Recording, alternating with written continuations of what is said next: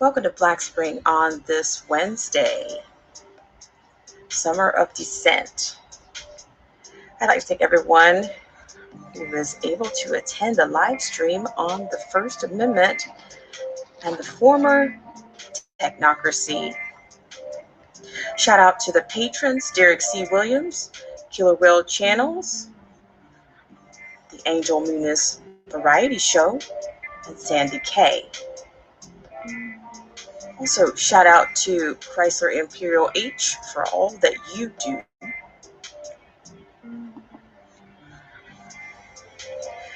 First, we'll take a look at a perspective from Dr. Jordan B. Peterson on identity politics and class guilt. Now, for those of you that are not familiar with Dr. Jordan B. Peterson, Dr. Jordan B. Peterson is a professor of psychology at the University of Toronto, a clinical psychologist, and the author of the multi-million copy bestseller, 12 Rules for Life, An Antidote to Chaos. I thank everyone for joining me here on this segment of Black Spring with Autumn. Also, we'll just take a brief look at a few labor statistics and then on to all the buzz with what's behind the economic hard reset. I'd like to encourage everyone to also keep an eye on the community tab. And I'd like to thank everyone for joining me on this segment of Black Spring with Autumn. Let's jump right in.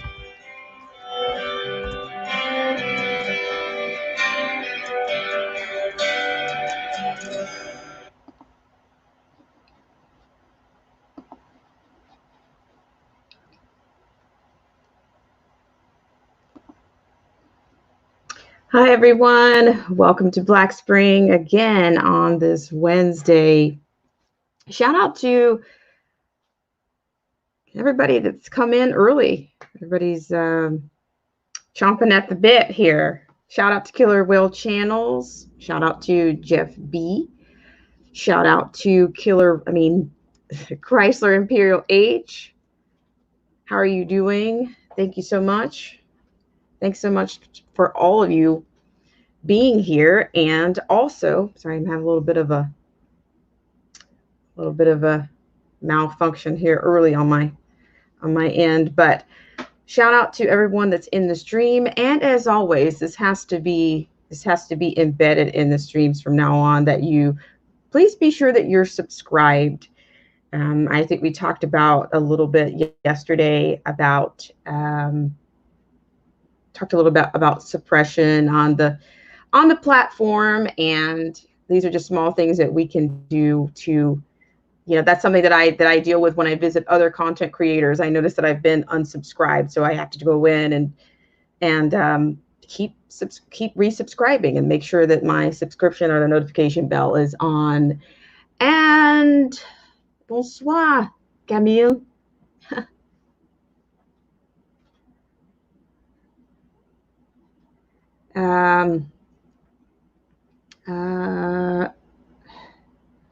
Say it's good morning to everyone, or good afternoon if you're still in the noon.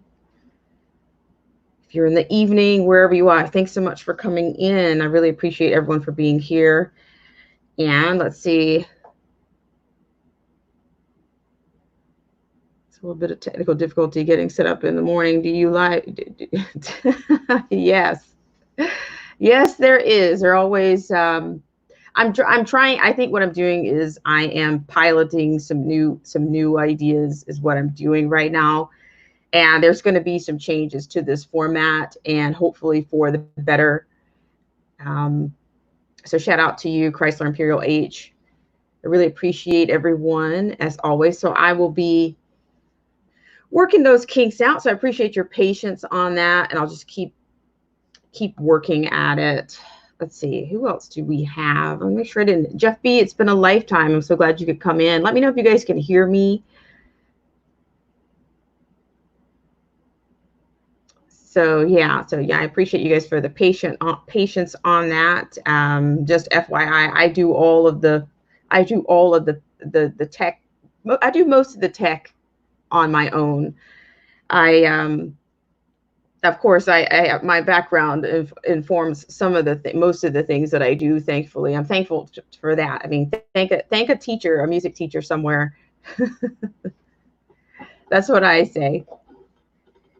So yeah, shout out to everyone. And I want to look at the first piece on this session. Of course, it's going to come from Dr. Jordan B. Peterson, and I will provide that in the link, but I'm going to move through that. It's a very short piece, but no less, it's Dr. Jordan B. Peterson. I've had the pleasure of actually seeing one of his lectures on the 12 rules for life. That it's inspired by that, but he's pretty remarkable. Thanks so much, Chrysler Imperial H. Thank you so much, Chrysler. So what I'm going to do, I'm going to go ahead and jump right into that. So thanks so much for everybody coming in.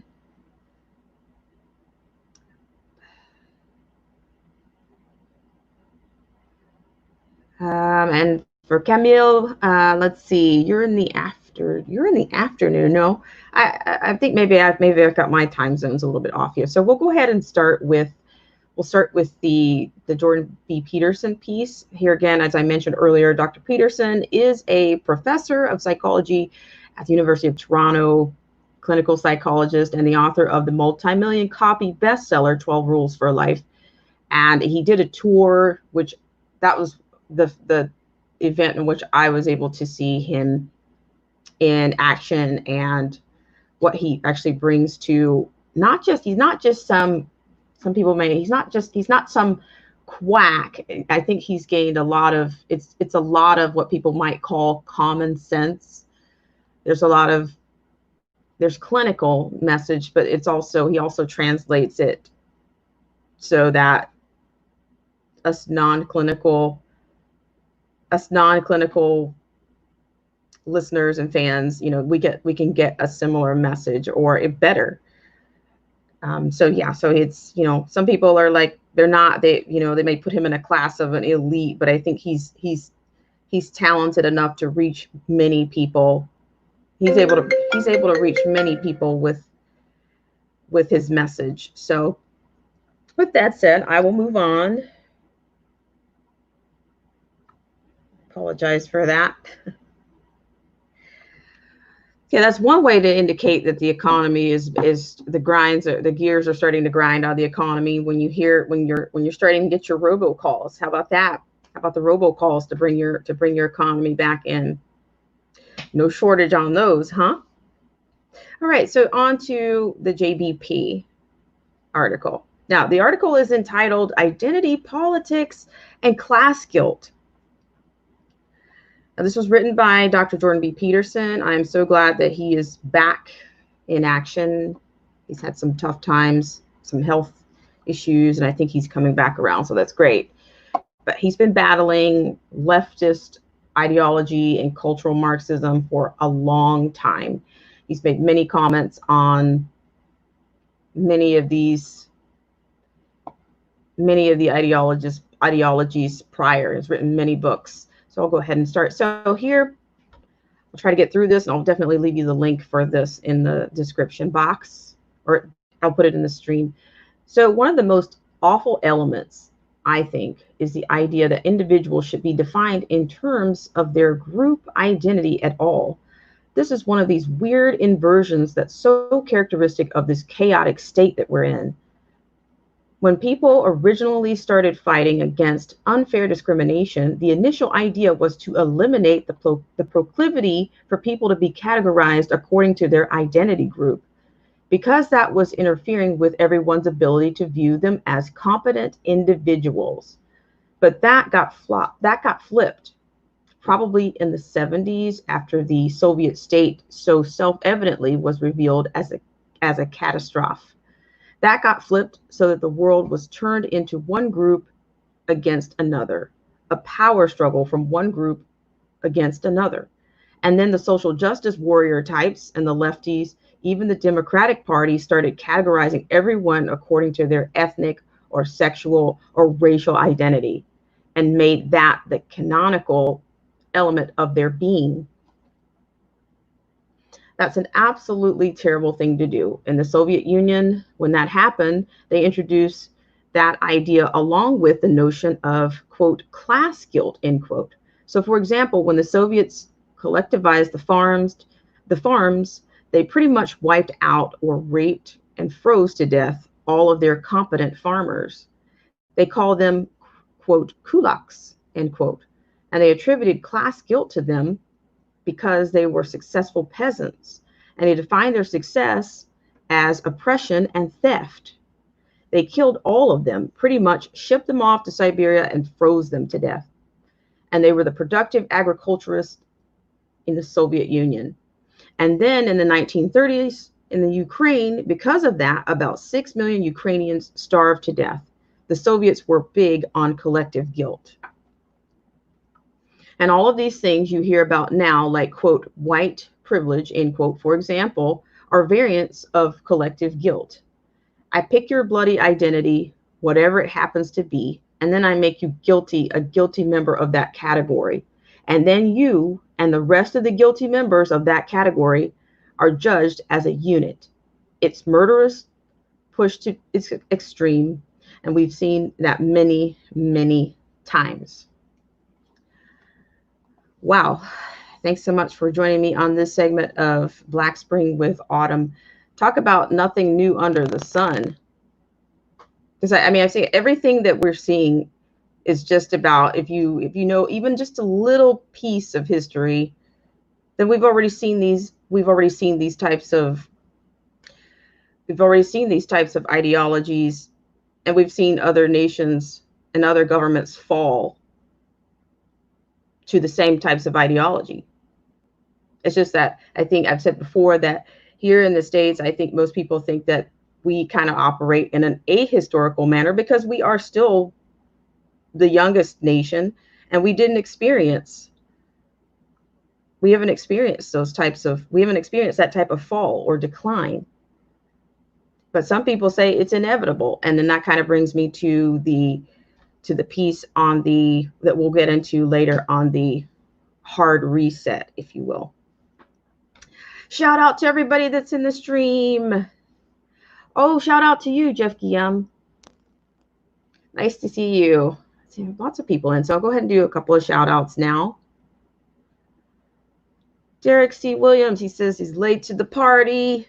Greetings. Thank you so much. I really appreciate that. Nice to see you. Derek C. Williams.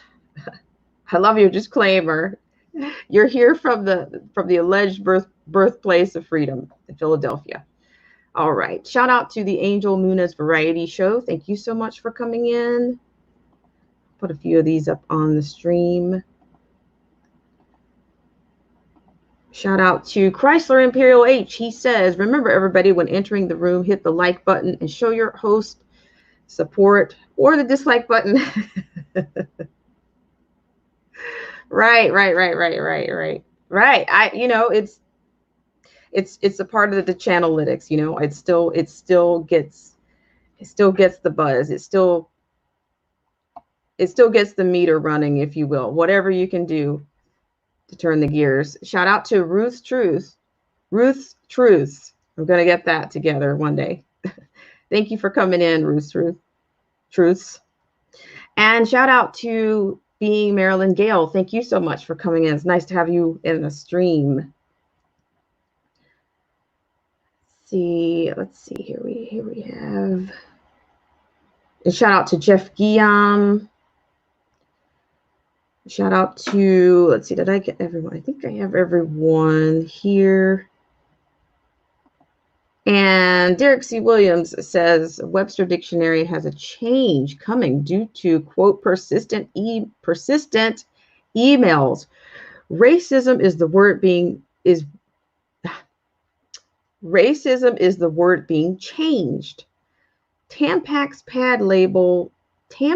pads label over because of political correctness. Madness. Derek C. Williams. Right, right on. Do you see? This is the thing. I think you're right on. Hang on just one second, Jeff Guillaume. I will take a look at it again. I will resend it. I'll resend you the link on that. But back to Derek C. Williams. Derek, we're seeing what we're seeing, I believe, is this is a new, if you redo everything, it's they're ushering in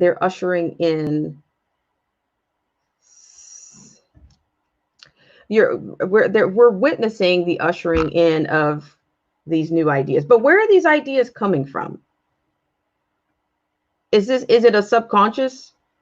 Is it a subconscious thing that somebody just said, hey, all these things by the year of 2020 something? Whose agenda are we on right now? I mean, how long before all of the books are changed? Or I mean, who's writing the script? Are you going to be a part of the script? Are you going to play the role? Are you going to take a part in it? I mean, there again, it brings me back a little bit to my guest yesterday. They talked about pretty much don't take the bait. Don't play the role. I mean, yeah, a lot of people they take the bait no matter what. They're not curious about anything. They don't question anything. And let's see, I've got a couple of shout out to Derek C. Williams. He said a quote hard reset end quote host. Yeah, I'm gonna offer something on that in just a little bit. But I just wanted to bring a little bit of labor stats in based on everything that's going on, because there's still, I mean, I think most economists are saying that some people are saying that an economic recovery for the states appears to happen. It's going to rebound pretty quickly, but then at the same time, I just think even that kind of a prediction. I'm not an economist by any stretch, but there's so many factors. And of course, if you haven't noticed, guess who's back in? Back in the news. I think Dr. Fauci's back in the news.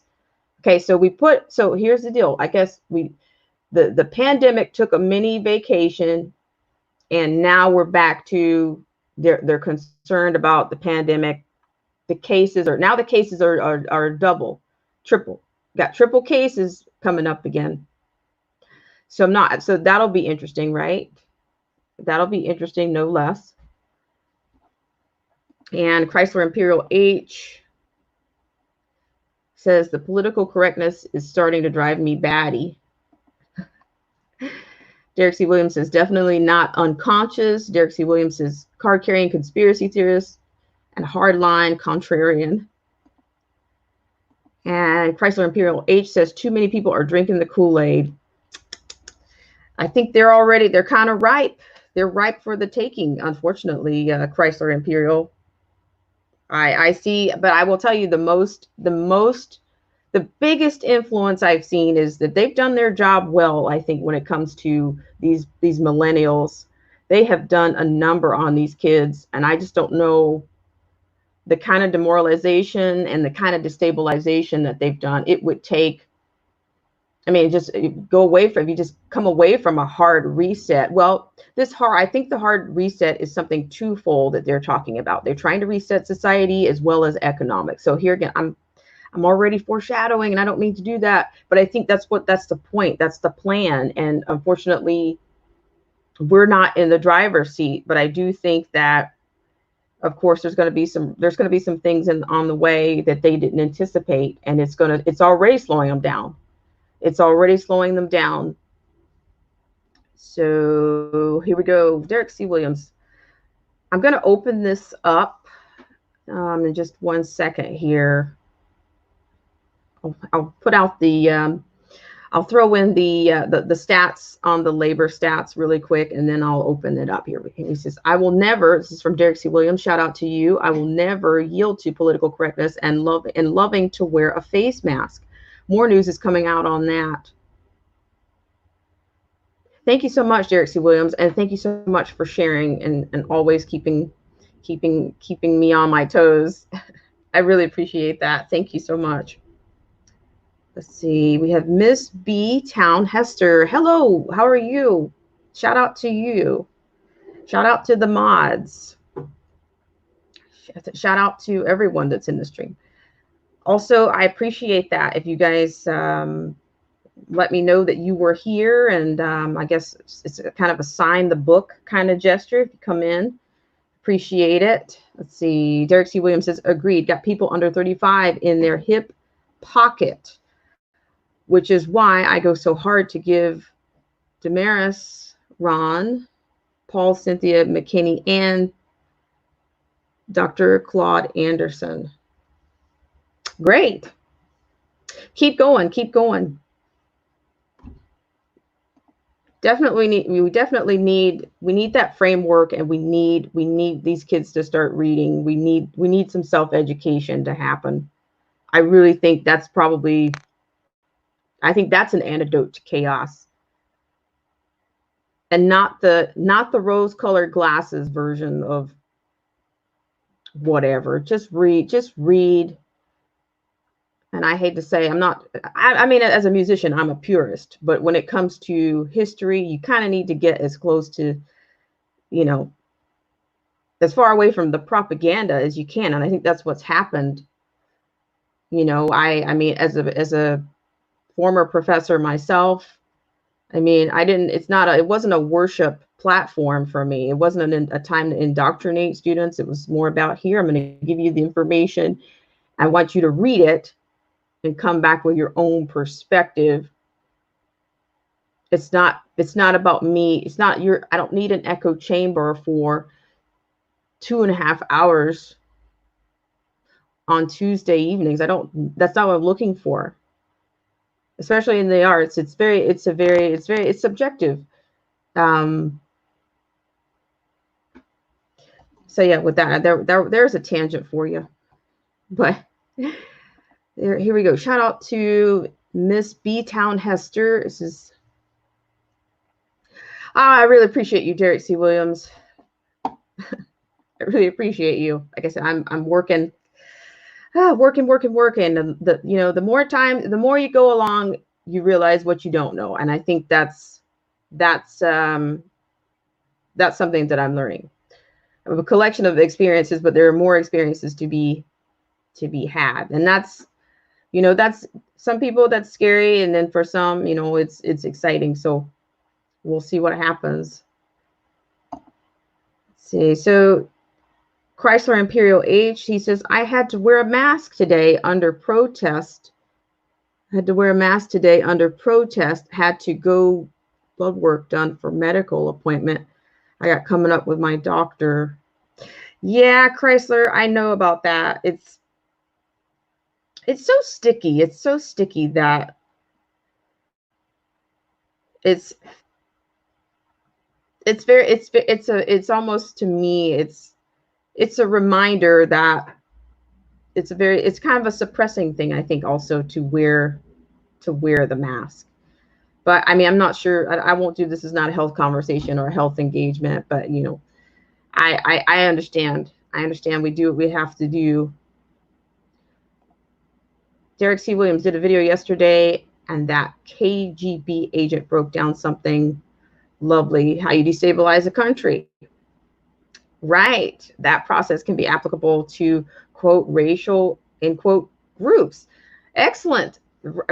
Derek C. Williams, I know exactly what you're saying. Is it Yuri Borokov, Benzikov, or yeah, I think if it's not him, it's one of, they've done a fine job. I mean, just look at it. I mean, I've done a couple of videos on the Frankfurt schools.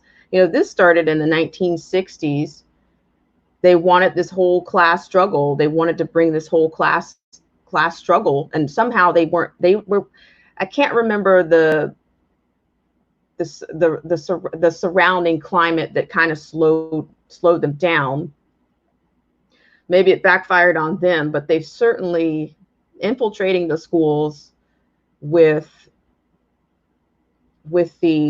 all these cultural Marxism, these expanded ideas on Marxism, really got into it's really gotten into a generation. I would say we're probably a couple of generations in by now, because in fact you have more activists as professors, you've got more activists that are lawyers, you've got activists that are serving in our Congress, you've got activists, and there's nothing wrong with, in a civic society, I don't find a problem, I don't have an issue with activism, no, but when it's to the detriment of society, or when you've trained a group of people to not value anything, say everything has little or no value, your college degree, your diploma, that means nothing.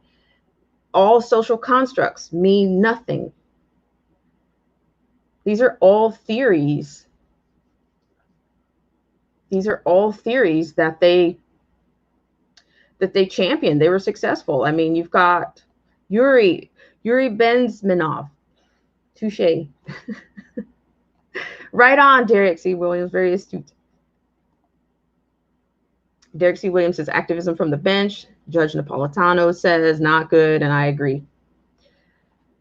Right, because the thing about it is it's not really based on truth or history. It's the postmodernism. It's and that's where a lot of the kind of guilt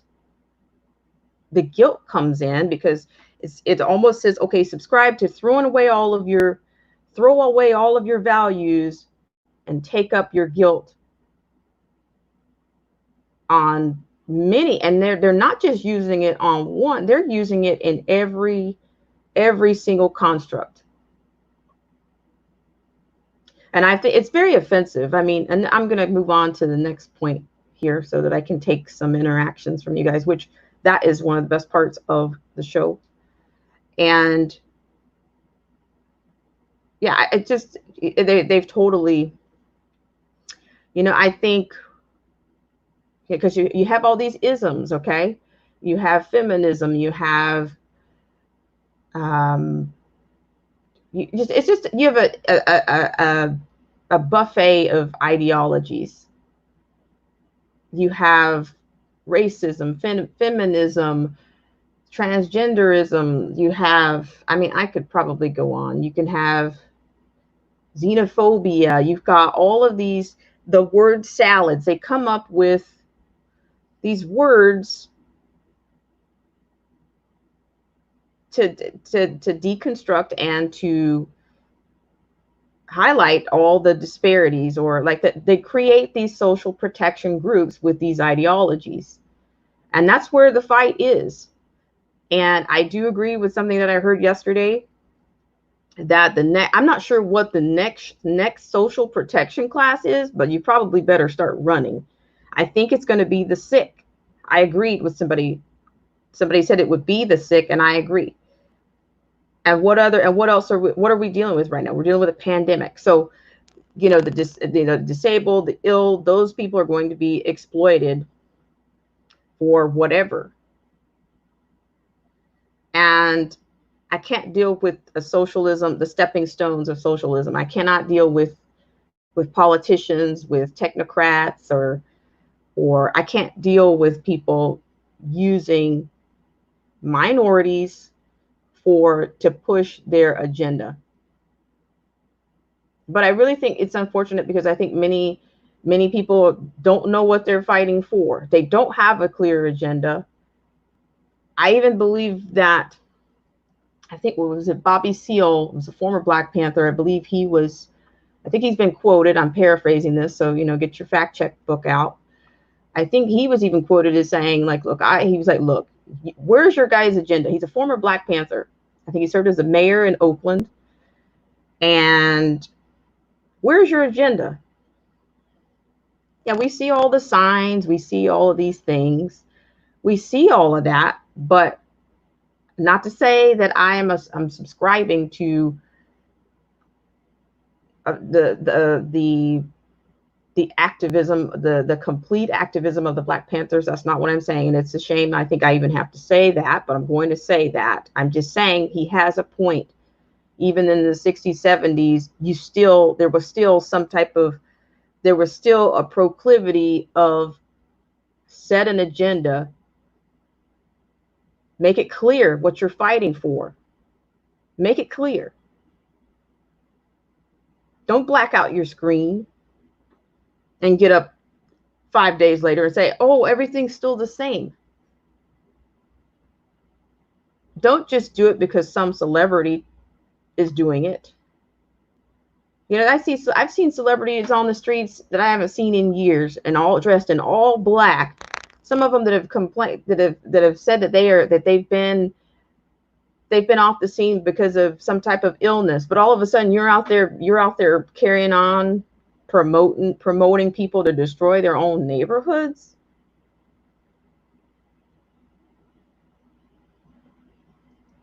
But the millennials, they don't have,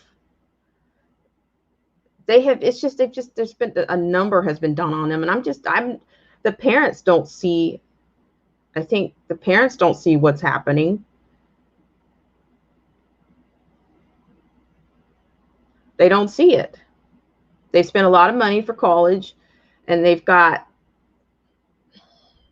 a radical on their hand. Speaking of, there was a clip that I saw yesterday from one of the Baltimore riots. I will pull that one out, but I'll do that later.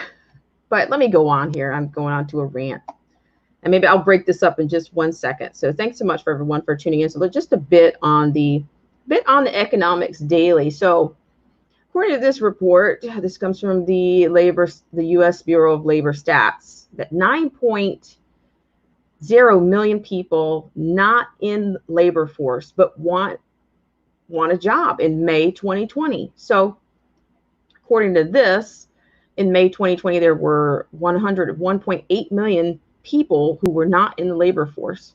Within this group, 9.0 million said they wanted a job. There were 9.9 million people who were not in the labor force but wanted a job in April 2020, which is an increase of 4.4 million over the 5.5 million in this category in March. In both April and May, people who wanted a job represented roughly 1 in 10 of those not in the labor force, much higher than in earlier months. Take that, AOC. So that's just a little bit on the jobs report, and what it's just, to me, that's a snapshot into what most Americans are thinking. I'm thinking that kind of speaks volumes. It kind of says, look, America doesn't want your socialism. They don't want your socialism. They don't want to sit around and wait for the almighty government to send them a few crumbs. They don't want that. So here, let me just open this up a bit. I'll open it up a bit here. This is just a disclaimer. It's not for anyone specific, but always keep the language as clean as you can on this platform. As clean as you can. You know, I think everybody's, you're allowed maybe one, maybe two, two slip ups a month. So there we are. Shout out to everybody in the stream. Shout out to Derek C. Williams. He says racism, socialism, communism, ism.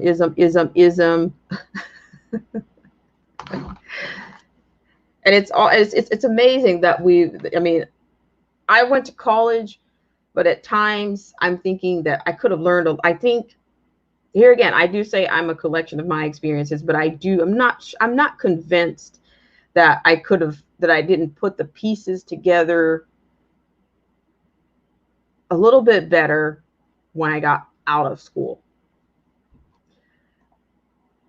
Let's see, Derek C. Williams says recidivism. So shout out to everybody that's in the stream. I'm going to drop a few things while we are drop a few things here in the stream. Hope everybody's doing well and that you are in a safe place or safety is within your grasp. I can't say, I have to assume that everything is not so bad, but I appreciate it seeing you guys here. So Chrysler Imperial says they don't want to sit around and wait for the government handout. My sentiment exactly, and I don't think that's an archaic sentiment, Chrysler Imperial H. I think that most people want whatever lifestyle they had. It's a part of freedom and liberty to decide what you want. So I don't think that the socialism. Okay, thank you for the part for the mini trial on the socialism or whatever that was or whatever it is. We still have remnants of it around.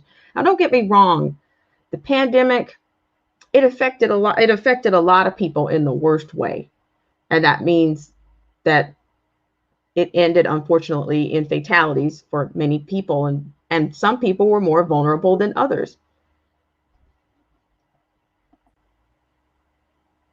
Hi, Angel. How are you? I'm doing well on this Wednesday morning. Uh-oh. Can you hear me? I can, but it's a little bit feedback. It's a little bit grainy. I'm not sure the sounds. It's a bit grainy. Let me come a bit closer. It's a lot of. I'm not sure what's in the background there. Do you have headphones? There's nothing in the background. Oh, there, it's better. It's much better now. Okay, good. How are you doing this morning? I'm doing well on this Wednesday morning, and what you just said before I came, you're right. You have the freedom to choose your life, and your life is what you make it. But also with how you make it comes the challenges and responsibilities of how you want it to be. I hear you. I wish many people knew that. I wish many people had, could get to that. Yeah. But unfortunately, it's going to take. Because the thing is, they expect everything to just be given to them without them trying to learn the responsibility of being their own self. I mean, why do you think I took responsibility for myself? It was because I wanted to try to do things for the better for me. Because over the past couple of years, things have really been a challenge, and because of times that it felt like I wasn't given much of an opportunity or given the chance to do so, because I'm a person who is diagnosed with autism, ADHD, bipolar mood, and seizure disorders. And when I had mentioned to you yesterday about me having a guardianship / conservator, those are some of the services that I had with me during the time that I was in Minnesota for 15 plus years. And in 2018 and last year, I was trying to do things for myself and stuff, but they didn't let me. And it felt like they were just giving things to me without asking me. But this is completely different. I know that. But the kids in today's society, or this millennials, they expect everything to be handed to them. Like Best Buy, give them a free computer. Expect Taco Bell to give them a free quesadilla. Basically, they don't want to pay it or work towards it. They just want to be given it. Well, I think you're very wise to recognize that, and you know the difference. You know that there's a difference between working for something or making your own decisions, or at least building a work ethic. So yeah, it's great that you have that insight. I mean, I'm not saying, I don't know if you're a millennial. I don't know if you. I was born in 1990. Okay, so I think that That's the way I look. It looks like I'm 16 or 17, but no, I get that all the time, believe it or not. And I have like a baby face plastered onto my head. But yeah, I'm actually 30 years old, and some people don't believe me, and I even have to go as far as to show them my ID to prove it. well, I'm saying, you're doing great. I think you have a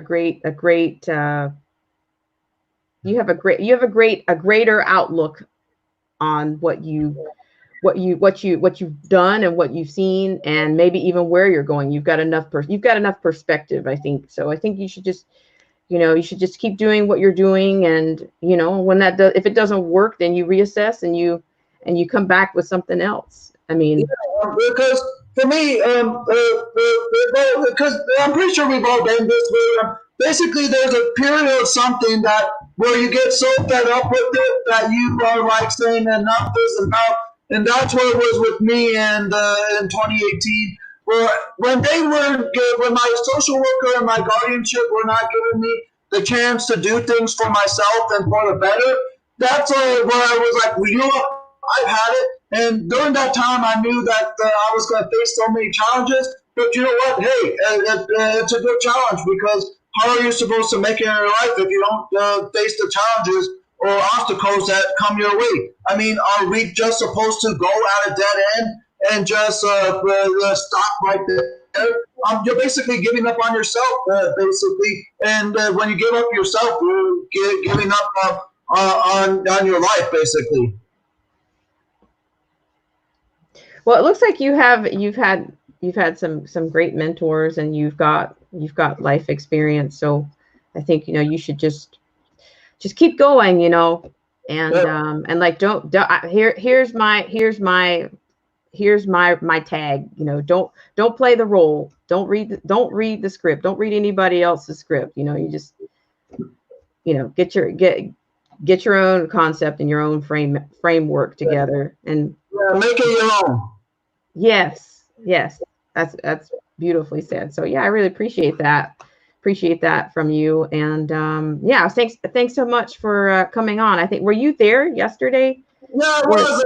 And believe it or not, I like having people have company, because it kind of feels lonely when you're just by yourself. And oftentimes, when I've done live streams on my channel, I was the only person during that entire stream. Because there was one stream back in October of last year where I was all by myself for 40 minutes straight. And it gets kind of lonely when it is by yourself and no one to come and have you be company. well, it depends. It Yeah. depends it depends on what you want, and what you're trying to bring. And so I'm trying to bring. I mean, you guys hear from me all the time, but it's also I think it's a part of my platform, or part of my mission, is to actually bring some actual civic literacy, and some actual there's engagement for civic.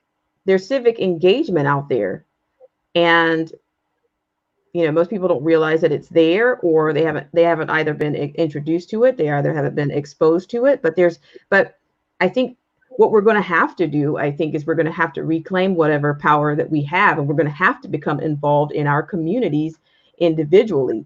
Sitting on the sidelines and our hands in our pocket, or with a set of these on your head, I just don't think that's going to cut it anymore. I really don't. Same here. If you want to see a difference, if you want to see a change, I mean, we have all these. I say, top down is the opposite, I think, of what America is. Many people they want the government to solve all of their problems. They think the government is, religion. They call on the government. You're going to make everything right. You can make everything. I think that they're even exploiting the idea of I understand equality. I understand that there's a need. There's a need, but that at the same time, at some point, there's going to be even that is not going to be, that's still not ultimately, the government cannot correct everything. The government cannot, there's just certain things that it's impossible for them to do in this society, in this society.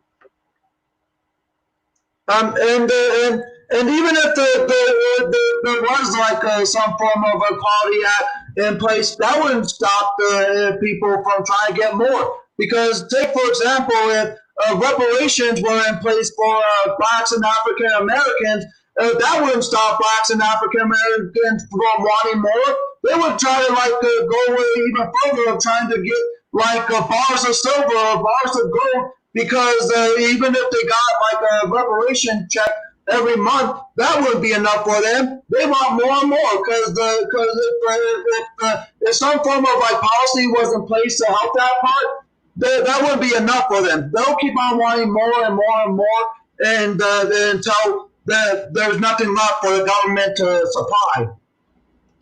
Well, honestly, you know, reparations, that's a whole nother show, but it's definitely one that, I mean, I could comment on that right now, but I really don't want to dig into it right this second. Yeah. But I will say, just generally, I think this does speak to what you're saying. You're not going to just print out a lot of money and then everything is going to be made or fine and dandy. We're still all going to be individuals. And yeah. I will say that I do think that there's a serious amount of propaganda being pumped out to, and the kind of propaganda that they're pumping out appeals to many people. Yeah. You know, it's going to appeal to, sometimes these things bring out the worst in people. It does. In human nature, there's just certain things, there's outcomes that we cannot predict. There's just certain, and even the government can't predict. They cannot, if they say they're doing something, wherever they started from and wherever they end up seems to be subscribed to the whole idea, you know, the road to good intentions, the road to hell was paved on good intentions. That's what I think about that kind of a bit. And I'm really sick of it. I'm sick of it, but I'm going to go back to the local level here is where you know, we need to be. I think that's what the message from my guest yesterday was. We have to start being able to recognize, or we have to start recognizing who's infiltrating our communities and who's bringing things that will eventually become a detriment to the community. It's, you know, it's not enough for someone to just say something's a good idea. I need to know I need to know what informs the idea, and I need to know the pros and the cons. I can't be convinced by someone just telling me, oh, I'm supposed to believe this person's this, just because you said so. It's not even a matter of faith in that. It's also a matter of, okay, you have to prove what you say, because the same sentiment I want someone to treat me with, whether you're talking about a person, whether you're talking about an idea, I still have to have the context and something surrounding that. I can't go on a whim. And to me, you leave a lot on the table.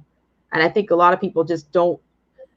Some people, when it comes to being offended by something or someone, rather than them deal with it on the spot, they let things fester rather than dealing with it head on. Deal with it right then and there. So you don't walk away feeling. If it's all about a feeling, then don't leave anything on the table. And don't leave anything on the table. And I will say that's a life lesson, I think, even for me. I think that's the whole thing that they say, oh, the older you get, you'll start telling more truth. You'll start saying exactly what's on your mind, because you won't feel like at the end of the day that if you feel like if you think somebody's going to get the best of you, or if it's a soft spot for you, then you need to work on your own insecurities. And I'm going to tell you, I think I say this all the time.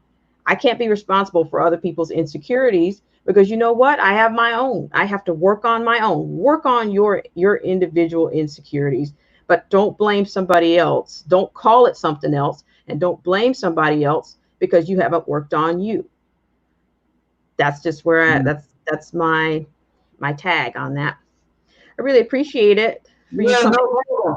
And sometimes some people will try to create insecurities, kind of like how I was telling you about my guardianship and social worker not giving me. It's like how they would try to create an insecurity, like me trying to feel guilty and such. And I wasn't sure because there were times like my social worker tried to explain to me, but maybe I didn't understand. But in the end, I may have had a feeling, but I've never left it on the table. I basically spoke to my social worker and guardian the very next day if I ever had a problem.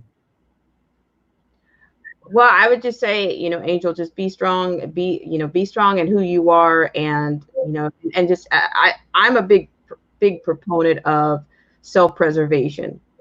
And Yeah. the minute somebody starts influencing you, or as I was told yesterday, as I learned yesterday, that the minute if somebody even stifles anything that you're about to say, they're already infringing upon your free speech. Even if it's somebody just standing behind you. I mean, many times even growing up, you'll see people they want you to say this, but your conviction says to say this. Well, at my age, I'm going to say what's within me. I'm going to speak to me and what I need to say, not read somebody else's script. And that's my tag on that. Or how they try to make you live, like if they try to keep you in the services, or if they try to keep you in the kind of home that you are at, and you don't want to live there anymore. They're trying to stifle you from also being able to be free and independent. Well, I can see that too. I can see that too. So I'm just thinking, because sorry, we were speaking at the same time. I know. I try to avoid that wherever I can. Go ahead. What were you saying?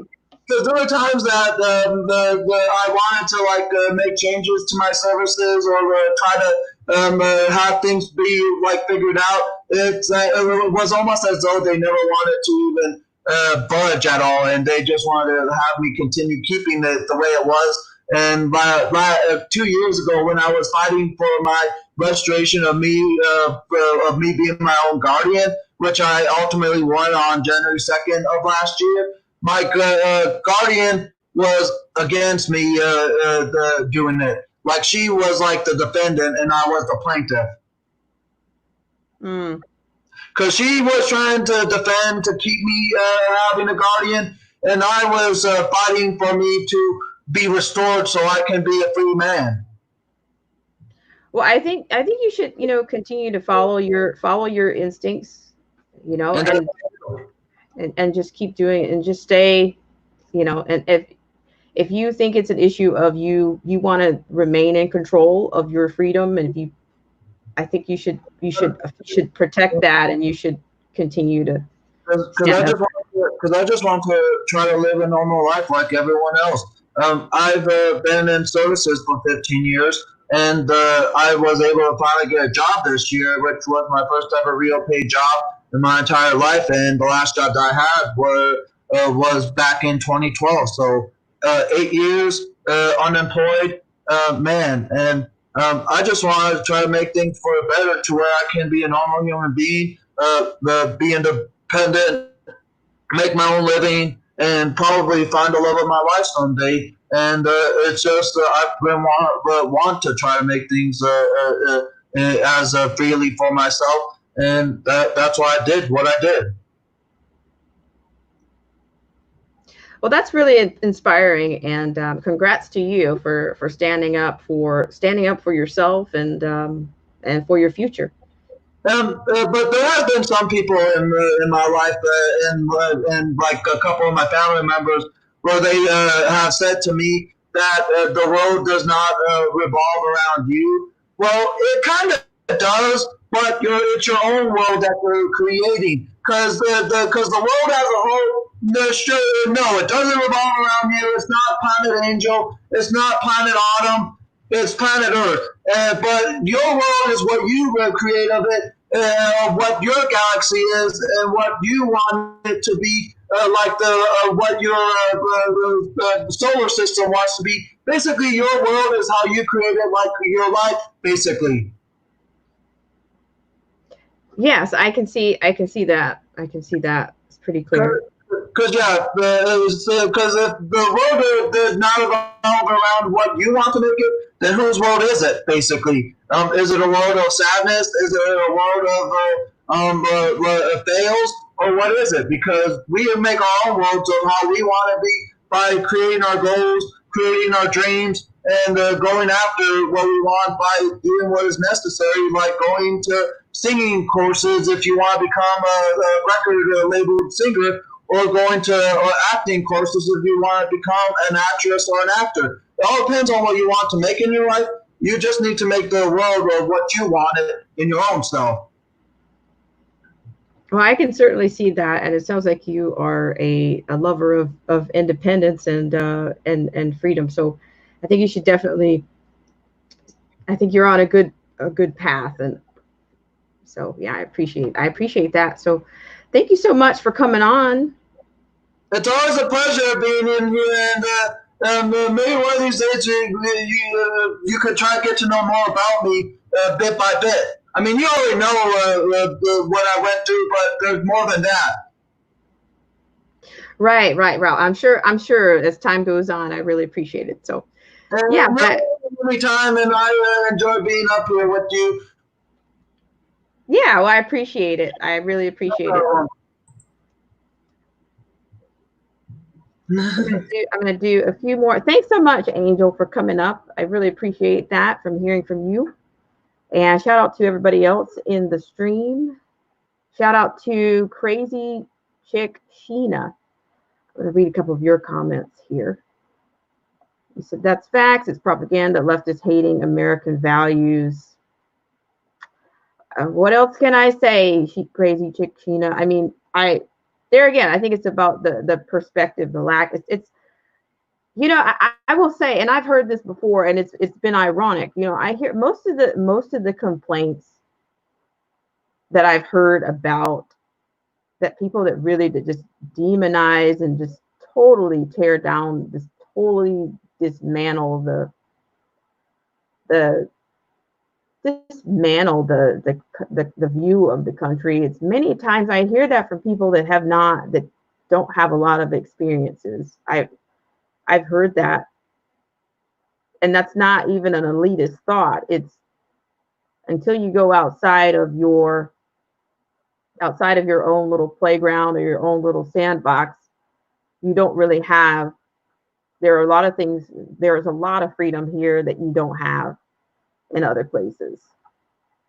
And you notice that people that do the most complaining, that it's not. I have never seen people. I've never seen a plane full of people that were making an exodus from this country, from all the complaints. And some people actually have the money. Is it really that? It's not that difficult. It's not. In many ways, it's not that difficult to leave or to be an expat.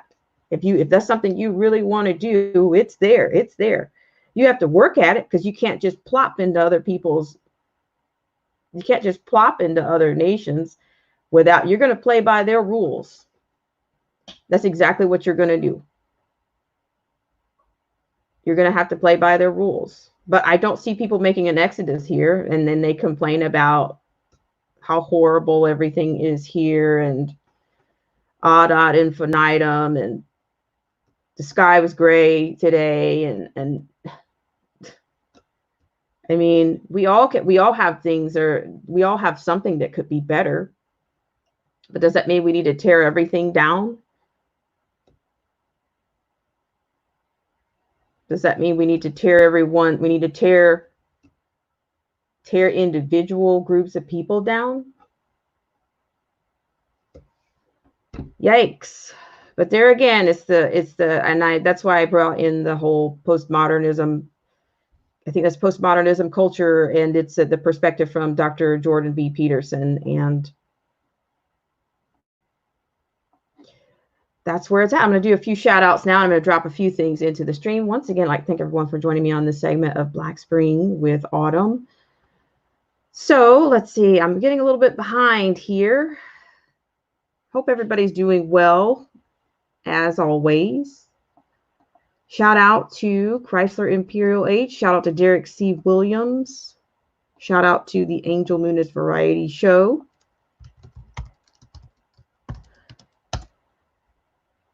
So I will be dropping some links into the stream. Shout out to the loyal patrons. Thank you guys so much for all that you do. And thank you guys so much for engaging and talking and sharing of ideas. I think that's what the live streams are all about.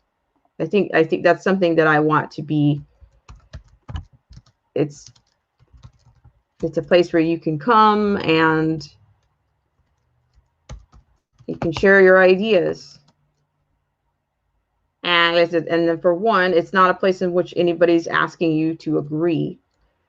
I think people assume that if they hear a new idea and then in turn they don't really like it, oh well, I don't agree. Well, I'm not actually asking you. It's not actually the it's not the objective. If you do, that's that I'm sure that helps. But if not, sometimes you have to stand alone. And I think people are afraid to stand alone. And then sometimes people realize that they've been standing alone after they've been thinking they've been standing in unity or solidarity for a long time.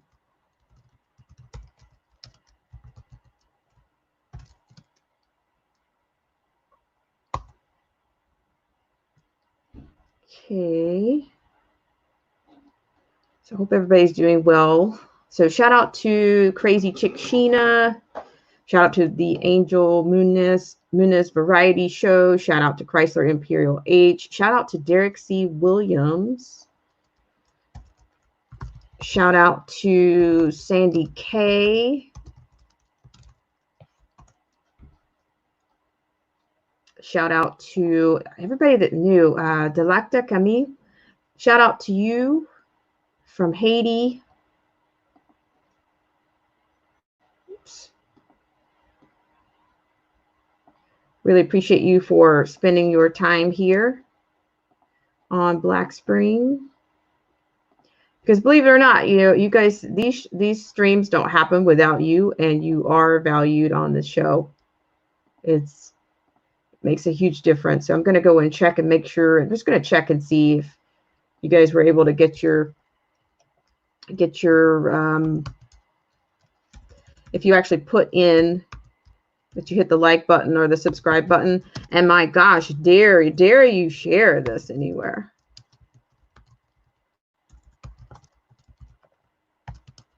Dare you share?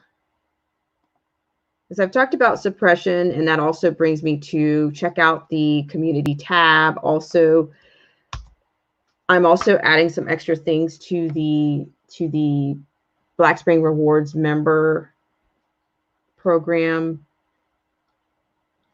So I'm going to be adding some things there and trying to enhance that in the months to come. So keep checking out the community tab. Also, the link for the actual Patreon page, I will be putting that into the stream as well. And then I'll go ahead and put in the final piece of today's show. And that's going to come from this concept of an actual hard reset. And I think they're giving it, that's pretty generic, but it encompasses a lot of things. And we're seeing that already.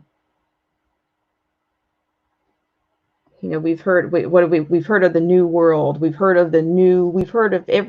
of it's just almost every conflict, I guess, even if it's social conflict, even if it's an economic social conflict ushers in something new. I think this is historically, there's a wealth of information or evidence that even supports that. So why would this be any different? So let's go on to that piece of this segment.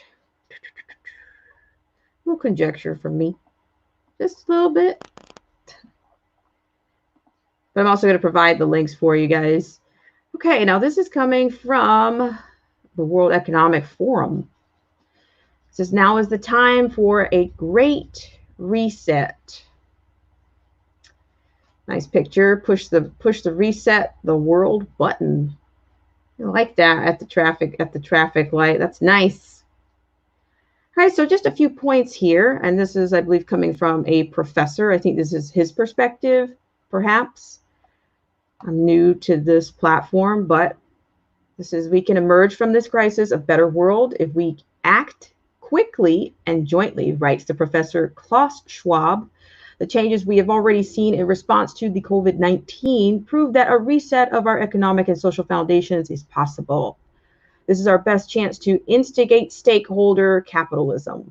And here's how it can be achieved. The COVID-19 lockdowns may be gradually easing, but anxiety about the world's social and economic prospects is only intensifying.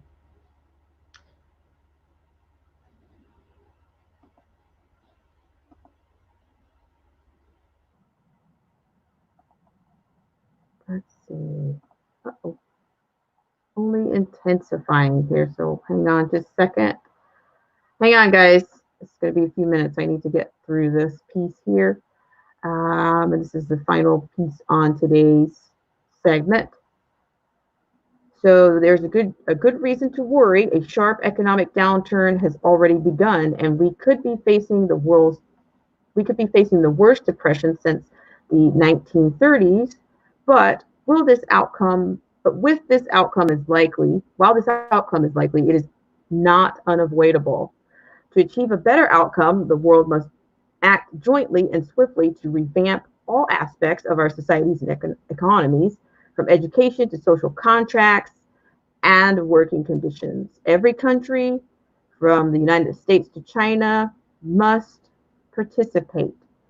And every industry, from oil and gas to tech, must be transformed. You guys notice these buzzwords that we keep hearing: transformed, social contracts. I use constructs. Social contracts.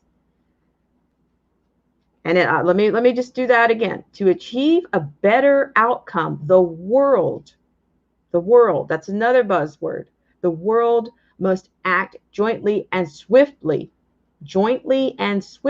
to revamp all aspects of our societies and economies, from education to social contracts and working conditions. Every country, from the United States to China, must participate, and every industry, from oil and gas to tech, must be, what's the buzzword? Transformed. Where have we heard that before? We've heard it from Mayor Jacob Frey in Minneapolis when they talk about the defund the police. That's a buzzword that's coming out regularly. In short, we need a, quote, great reset, end quote, of capitalism. There are many reasons to pursue a great reset, but the most urgent is the pandemic. Having already led to hundreds of thousands of deaths, the pandemic represents one of the most public health crises in recent history. And with casualties still mounting in many parts of the world, it is far from over. This will have serious long-term consequences for economic growth, public debt, employment, and human well-being. According to the Financial Times, global government debt has already reached its highest level in peacetime. Moreover, unemployment is skyrocketing in many countries. In the US, for example, 1 in 4 workers have filed for unemployment since mid-March, with new weekly claims far above historic highs. The International Monetary Fund expects the world economy to shrink by 3% this year, a downgrade of 6.3 percentage points in just 4 months. All of this will exacerbate the climate and social crises that were already underway. Here we go with the climate. Add that into. Some countries have already used the pandemic crisis as an excuse to weaken environmental protections and enforcement. And frustrations over social ills, likely like rising inequality. US billionaires' combined wealth has increased during the crisis, are intensifying. Is anybody surprised about that? Okay, left unaddressed, these crises together, the COVID-19 will deepen and leave the world even less sustainable, less equal, and more fragile. Incremental measures and ad hoc fixes will not suffice to prevent the scenario. We must build entirely new foundations for our economic and social systems. The level of cooperation and ambition this implies is unprecedented, but it is not some impossible dream. In fact, one silver lining of the pandemic is that it has shown how quickly we can make radical changes to our lifestyles.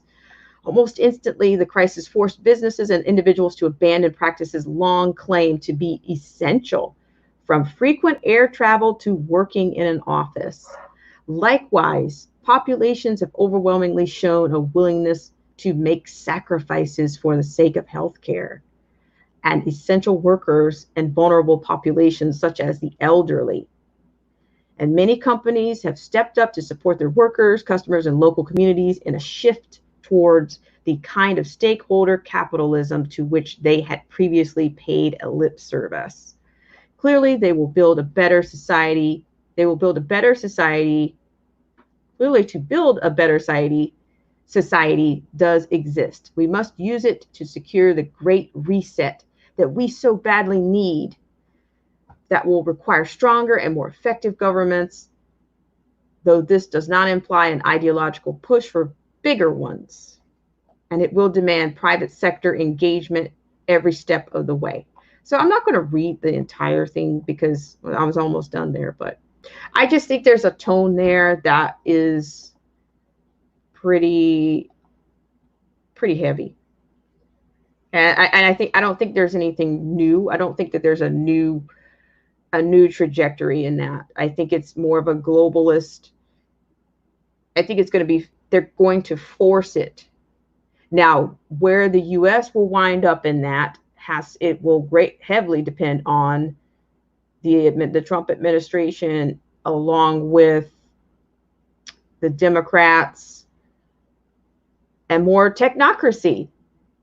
So it seems to be apparent that there's this push for sustainability, and they're going to do it at all costs. I think this is a response to they've taken inventory as to what has happened already. Do they see the US as a problem with what they want in this sustainable agenda? As I've said before, we'll keep our eye on it. But I was almost to the end of that.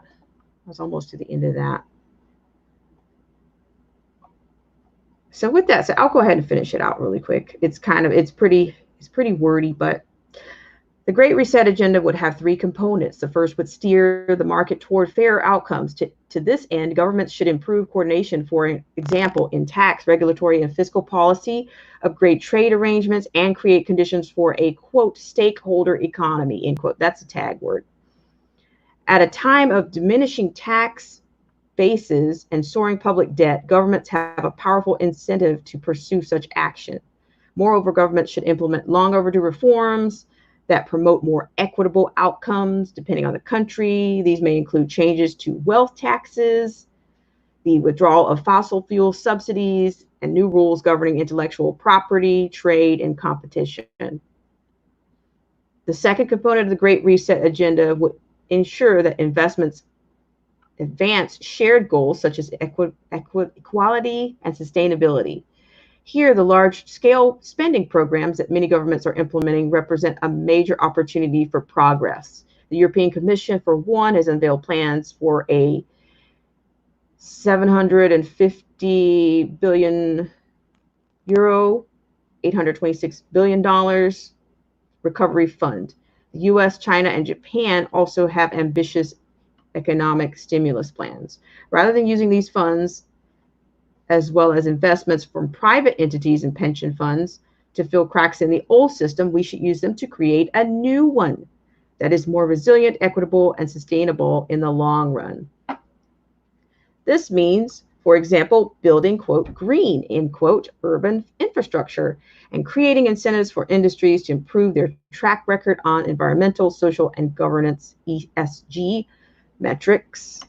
And finally, ladies and gentlemen, the third and final priority of the Great Reset agenda is to harness the innovations of the fourth industrial revolution to support the public good, especially by addressing health and social changes. During the COVID-19 crisis, companies, universities, and others have joined forces to develop diagnostics, therapeutics, and possible vaccines, establish test centers, create mechanisms for tracing infections, and deliver telemedicine.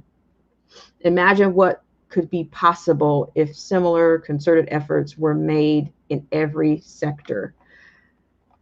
So there's other models, but here again, I don't see that this is new. This is new. They're putting it.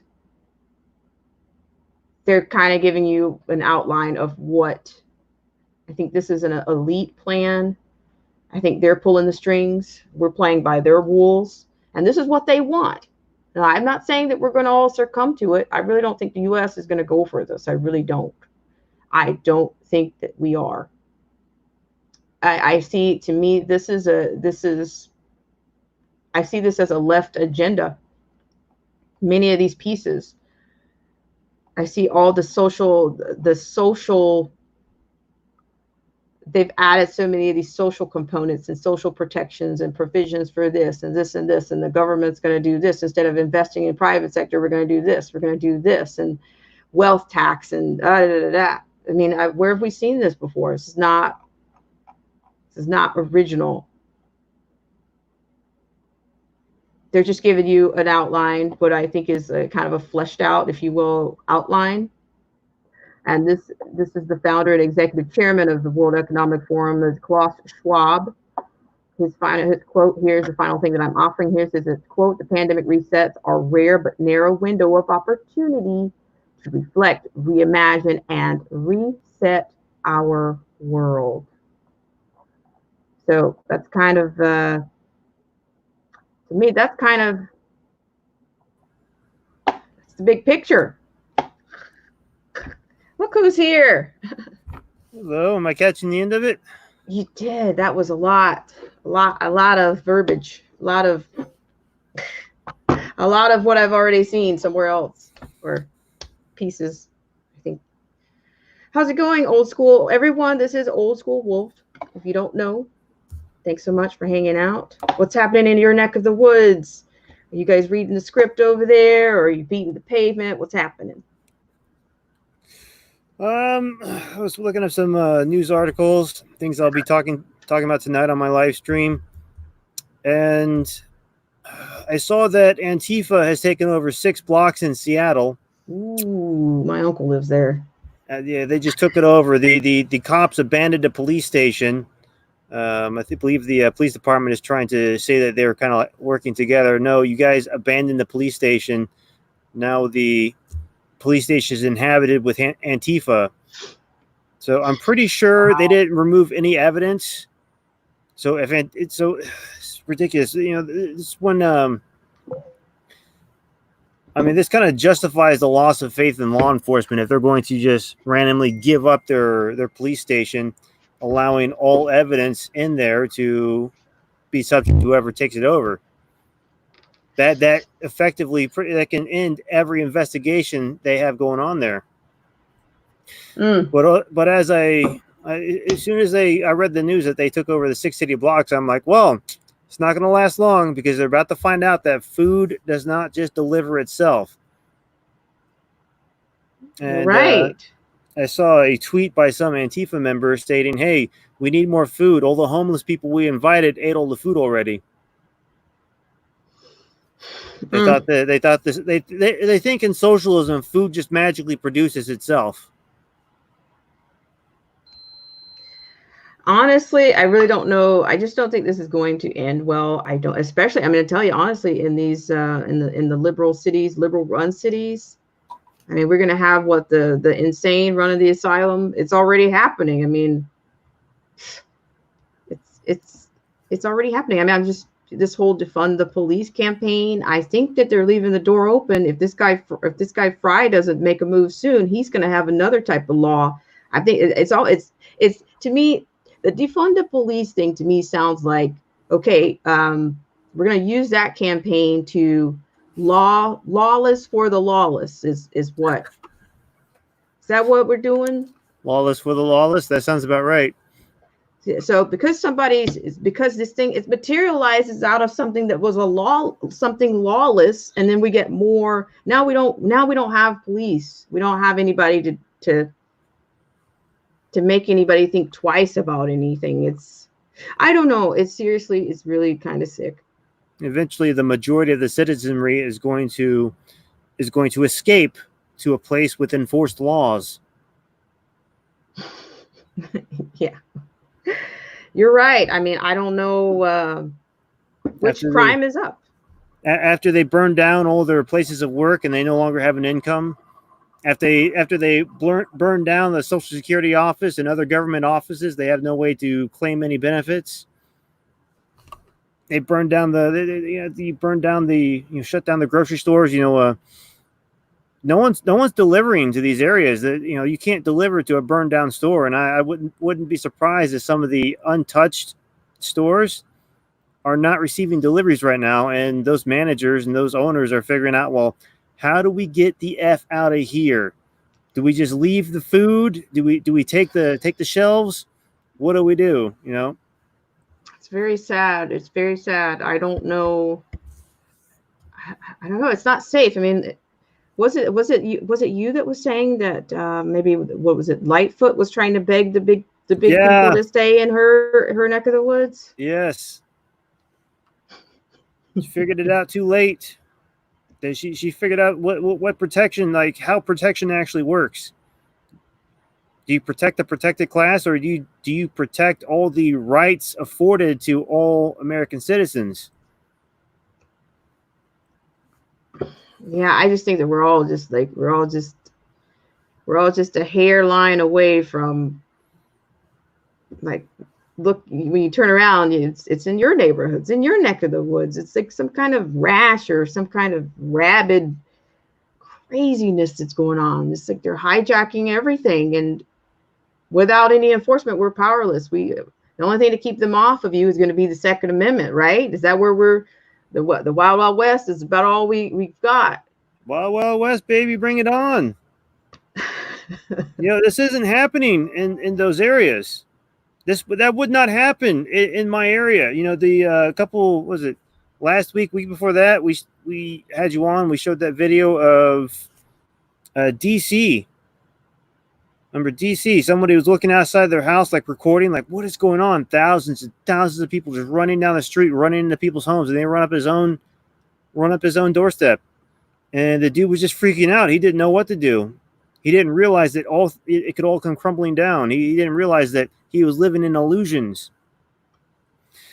That was a very, I wouldn't say that it gave me nightmares, but that's a very disturbing thing to watch. Every boomstick I have is loaded. It's ready to go. All right. If I look out my window and I see thousands of people just breaking into homes, I'm going to take out 1,000 of them because I have the ability to do that. And I guarantee you, after a few bodies hit the floor, they're going to be like, okay, we're going to leave this guy alone. Let's go to the next house. By the way, let's leave all these other people here just dying on the street, which is what's going on. Yeah, one man dies. Apparently that sparks this. That one man gets just one of the most glorious funerals in all of history. And the riots sparked by this has caused a lot more death. Yeah, I'm afraid that it's not done. It's not. I mean, of course, now everybody's on Capitol Hill. I mean, the justice. I think. And the Democrats, of course, have already added some other stuff to that. The Justice for Policing 2020. Well, you know what? Everybody in their utopia. Oh, that sounds good. Now we're gonna get rid of the. Guess what? I know. I know, we'll get rid of the police. It's a pandering. It's more for votes. It's more like you're doing it for votes, but then you're probably going to slide something in. Okay, what are you going to do if you're a woman and you've got domestic violence issues? Who's going to come and who's going to when some guy starts smacking you around? Who are you going to call then? Many cops have saved people from domestic violence situations. Mm-hmm. Without the cops, who are they going to call? You know what? No effective answer to that one. Supposed to call 411, hope for the best. Hope it's not raining. If you didn't flip your vehicle, the CPH is not coming. And CHP, California Highway Patrol, says, oh, we got to deal with flipped vehicles on rainy days. You didn't flip your vehicle, we're not coming.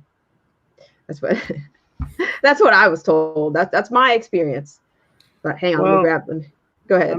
I'm not fond of California cops either. I lived in California for 8 years. They're a bunch of dicks. Well, the thing is, it's a general problem with the government. If you go to a restaurant and you get bad service, they do whatever they can to make it up to you because they know that you have options. When it comes to the government, you don't have options. So the people in control of that government do not understand that concept. And things have the ability to slowly spin out of control. So when you start instilling quotas in police forces, it's inherently corrupt ideology. You know, in industry, quotas make sense. In policing, quotas are going to automatically start breaking the bonds between law enforcement and society. I hear you. Let me read this one really quick. It says, Derek C. Williams says, I talked with the National Guardsmen here in Pennsylvania. They had heavy armament. Being prior service, I walked right up and shook hands, and only the 12th and 13th hand that I have shaken. Okay, I'm going to read the Rapper 10,000 says BLM in the same content as the KKK. Did I get the number K's right? KKK. Thanks. Sorry. As a hate group and a political tool by the Democrats, I really think that these people are too caught up in their feelings to critically think about this. No, at this point, with everything BLM has taken credit for, I don't know why any peaceful people would try to associate with the term BLM.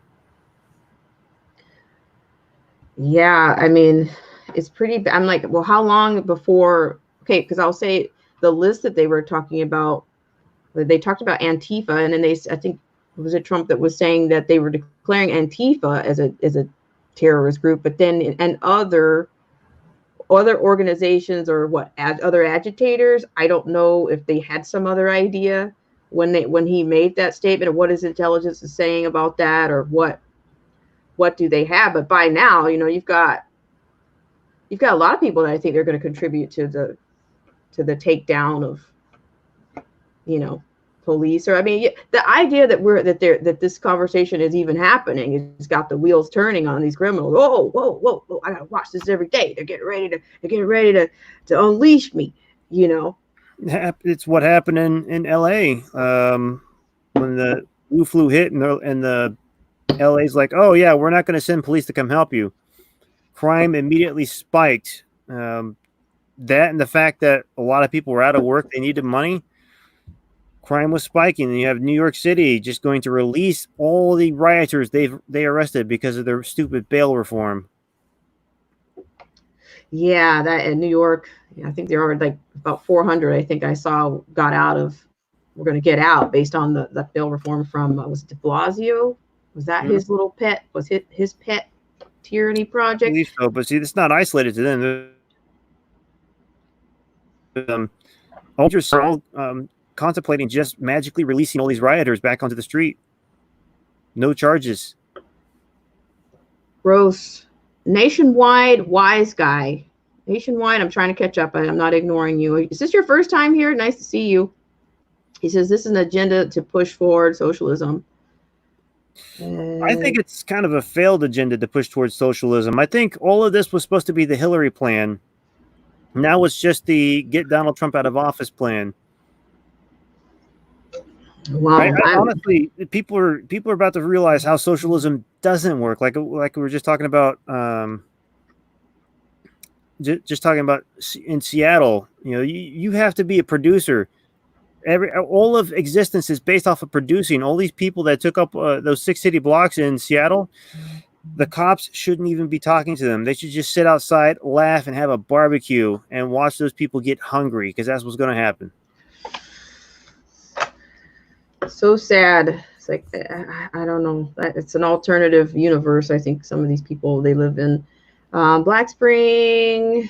I did a piece on Ashley Shackelford. Wow, that sounds like a name that I've heard before, but I'm not sure where I heard it, but I'll take a look for sure. It'll be fun. It's all fun. It's all good to have all this as much as I can, as much influence or as much as I can share. So the rapper 10,000 says, I live in Chicago and we have had the worst violent weekend in our history. BLM is responsible for that and did not call out the violence. Oh my gosh, rapper 10,000. I didn't know that. I hate to say, I hope you're, as my friend in Alabama says, I hope you're locked and loaded. All these peaceful people in these areas, they need to pick up their shit and leave. Especially Minneapolis. Minneapolis is half burned down. There's no work to return to. You know, you have roving militia groups out there trying to keep some sort of peace, but at this point, it's best to load up your car with things that are important and just get out of there. Go to some family, start something new. One of the reasons why people are trying to protect areas is they're trying to protect investments, more specifically property prices. Meaning they want to make sure they can sell their house. But at this point, it's already bottomed out. There's no money you can make off of selling your house in near the Minneapolis area. No. Yikes. I guess eventually we'll start to hear at some point how's all this stuff affecting the housing market? Like places like Detroit, it's taken them, I don't know how they, I think I heard that they were starting to recover a little bit, but nobody's going to move. Who's going to move to Minneapolis? No, people are already moving out. Now they're just going to I would say within the next 6 months, you're going to see half the population in Minneapolis just disappear overnight. Just pack up the car, leave, not even try to sell their house, not even talk to their mortgage company. Be like, you want me to pay for this? I can't pay people to move here. You want me to pay the mortgage on this house? No. They're just going to leave because they can't. Their only option is to just leave and start renting from a family member. Well, here's the deal. Nationwide Wise Guy says, defund the police after releasing the criminals. See? Yeah. See? The all the thing that police are going through in New York City right now. I think once the final announcement comes out to defund the police should just say, all right, we'll be here for 24 more hours while our families are packing up. After that, it's on you. Well, I will say this, I think the New York, one of the police unions, I think they kind of struck back yesterday. They, I'm not sure what the entire, was it the union or was it the chief? Was it a group of chiefs? I'm not sure the entire makeup of the, where they were making those statements from, but they were saying, look, you guys are abusing us. We've come in contact with 300, almost 400 million people, and we've been left out of the discussion. I do know that the police are outnumbered. They're outnumbered. And I'm sure the crooks know that too. Did I say that? Did I say crooks on my show? Okay, Derek C. Williams says the police do not have any legal obligation to protect you. Imagine my shock when I found this out 30 years ago. The rapper 10,000 says at Nationwide Wise Guy, remember, they released these criminals during the lockdowns in the Democrat areas. So the Democrats are responsible for the riots and planned them. Derek C. Williams says Venezuela worked out well. And Nationwide says, what pandemic? When was the last time you heard of social distancing? According to the official guidance, maintain social distancing unless you are righteously rioting. And then Nationwide says, I heard, go protest. So yeah, you got, I don't know anybody that was really, I saw a couple of masks here and there. And then I saw but people not wearing masks during these protests / people jumping on top of vehicles and semis. And man, this is like something it's a bad movie we're watching, right? It's a bad movie. Shout out to everybody that's in the stream. Looks like I've got some new people in the loop here. Shout out to Nationwide Wise Guy. Shout out to Derek C. Williams. Shout out to the Rapper 10,000. Shout out to Patrick Jane Forums. Looks like there's a shout out to Old School from Patrick Jane Forums. Hey. And I'm trying not to leave out anyone. Being Marilyn Gale. I appreciate you for being here, Marilyn Gale. Thanks for coming in. Shout out to Chrysler Imperial Age. Shout out to Brett's Gaming Channel. Brett's channel, sorry. Guys, I just want to say this as a disclaimer. Sometimes if I'm trying to get through a couple of stories, I may not get you up here in the middle of those stories. I wanted to try to get through that because those were the points that I was doing on this show. Crazy Chick Sheena, shout out to you. Shout out to the Angel Muniz Variety Show. Just try me again. Of course, I'll get as many people as I can in, but I choose this platform to bring people in, but at the same time, if I'm trying to get through certain things, I try to make sure I get that done. And then we can yak it up right after, or if I take a decent pause, and we can yak it up then. But I always appreciate you guys. So you're always welcome to come on. Miss B Town Hester. I might be changing up a few things about the format coming soon. So Ruth Truths, Jeff Guillaume, thank you for coming in. I had quite a few people to come in. I hope you guys hit the like or the unlike button or something. Show you have a pulse. Yeah, a comment or something. Just hit the share, hit the share, hit the bell. Hit the share, hit the bell, because we're being suppressed. We need our own social protections on here as content creators. What do you say, Old School? We need to be protected. Yeah, it's ridiculous what big tech is doing to us. I have found them deleting comments off of my YouTube. Not the comments too.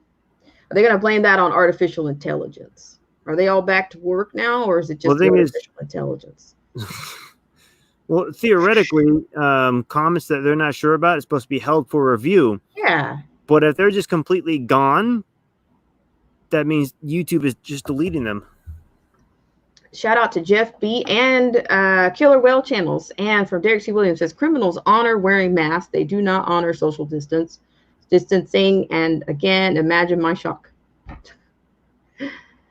Let's see. The Rapper 10,000 says there's no talk about the virus anymore. Right. The Rapper 10,000. I said that a couple of weeks ago. As soon as this stuff started happening, as soon as the rioters hit the streets, I was like, wait a minute.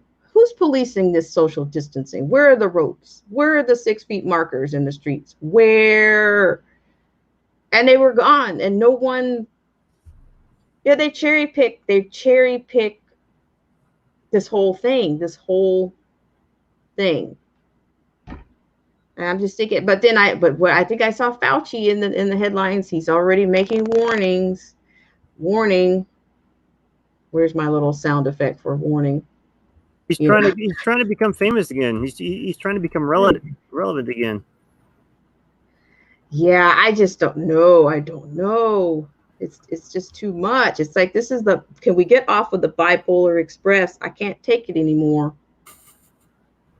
It's just, is this all we're going to do until the end of, when is this going to end? You got any ideas, Old School? Probably end sometime after November. Honestly, our best option. If we get rid of all these freaking radicals in the government that are encouraging this, that are allowing this, that includes like governors of these liberal, like Governor Cuomo, Governor Gavin Newsom, getting rid of all these people, pulling them out of power is what's going to start ending this. Electing somewhat, some actually rational people to office is what will end this. All right. Well, here. This is not lightning, but there's, we're how are we going to get rid of them? Is it all? We need to get rid of them in mass. People got to go out and vote. And in addition to that, like, especially, we need to take the non-Antifa route. The Antifa route is to just be idiots and take over places in the city due to other people being too kind, and then run out of food. Everybody plant a garden. Make sure you can produce your own food. Make sure you have ample means of defending yourself. We'll just wait this one out. Everyone else will starve. But it's definitely necessary. Yeah, I don't know. It's exhausting, and yeah, I think that the crime is. I'm just beginning to like I feel like I'm in the center of just like a whole bunch of crime that's just going on, and I'm just like, oh my God, any minute now, my neighborhood's gonna be. I talk to people. I talk to people. Not every state's been affected. You talk to people, and what is it? Indiana. Yeah, Indiana. They never shut down. They're just watching the rest of us burn and laughing about it because they got nothing going on. Right. I mean, some people, I don't think they're dealing with it. They're not really dealing with all the, they didn't deal with so much looting and rioting. And yeah, I mean, yeah, I don't really know what else are they going to do. I'm scared to ask, but not scared to ask. I'm just holding on, gripping for the next thing. So Derek C. Williams says, #TheirTube. I've had about 12 videos taken off of this platform. Can't imagine why. Quote, I'm just one man in the comments section on YouTube. Derek, I know what you're saying. I know what you're saying. And he also says, shout out to Neil Ferguson. He's smart, and I only graduated high school. And I only graduated high school. He is the reason for lockdowns and social distancing. He needed sex, and who doesn't? But he broke his own edict to get it. Okay. Being Marilyn Gale says this is happening to too many content creators. Comments and videos are being deleted. Censorship. Nationwide Wise Guy says that Derek, I've had 4 in 3 weeks. So, what is your advice on that? On protecting content that you've created? I mean, are you doing any extra things for backup, or do you recommend that? Well, this is why I broadcast on five platforms at once. So it's somewhere. So I broadcast on 2 channels, two YouTube channels. They're hitting my main channel, but not my backup channel. So the stuff is there. It's still online. At the very least, I have that. But aside from that, you can still download all your stuff and keep it on your computer. That might get a little exhaustive over time. But my concern is, just getting information out. This is true. I mean, I don't know. I think I've got some backups going, but of course, to get it out is, I think they've suppressed a lot of videos that I've done in the past, and it's just plateaued. They never really moved from the number on them, or it's so small on some of them. I'm just thinking, I only got 1 view on this, 2 views, 3 views, 4 or 5 views, 6 views. They're not pushing you up in the algorithms. YouTube don't care. They don't want independent creators. No. So yeah, so shout out to everyone that's in the stream. I'm probably going to run this probably 5-10 more minutes, and then I'm going to call it. So if anybody else wants to share anything else, yeah, and shout out to everybody that came in. As a matter of fact, I'm going to have a look right now and see if I'm even showing, if you guys are still able to see me out there. Because I can't really tell. Like one day they pulled down Muslims for George Floyd was what I was playing, and they pulled it. And there was so much stuff coming out on that.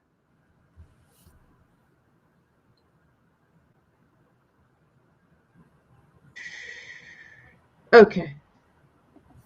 All right. Well, I might not be back by the time you're off. So I'm going to tell everyone, nice seeing you all, but I need to get going. Okay, we appreciate you. Stay open to the truth. Always be listening. All right. Thanks so much, Old School. You got a comment from Being Marilyn Gill. She says, Old School, exactly. Your comment sparked my comment. Well, apparently you're a very intelligent woman. Thank you, Being Marilyn Gale. All right. Thanks so much, Old School. It's nice to have you on. Bye. All right, guys. If you got anything else, this is the last call. I know it's not a bar or anything, but last call. We got like 5-10 minutes. I say 10 max, and we're going to sign off on this segment. I think it's been pretty active in the stream. Appreciate everybody for being here, but I think we're going to learn a lot more things. And the thing is, I don't know. It's some of the things we're going to learn that are coming up, that are coming out. It's not going to be pretty. It's not. Shout out to Derek C. Williams. He said, salute to the guest. Salute to the guest. The rapper, we're going to go on to Derek's comments. Sorry about that, Derek. I'm jumping around here. It says, I have a backup platform, no worries, blockchain-based and censorship resistant. Shout out to their Tube CEO, Susan Wojcicki. The Rapper 10,000 says that now these BLM people are doing exactly what the Nazi Party did by removing history. Right on the dime, the Rapper 10,000. Do you guys start to see these pieces are kind of coming together? I'm just thinking they're pulling down these statues. You just keep pulling down statues. They've even started to set a lot of people off. Okay, here's my thing. No matter where you stand politically, this is going to the Black community. A lot of Black men and women have fought for this country, whether it was World War II, Vietnam, Desert Storm.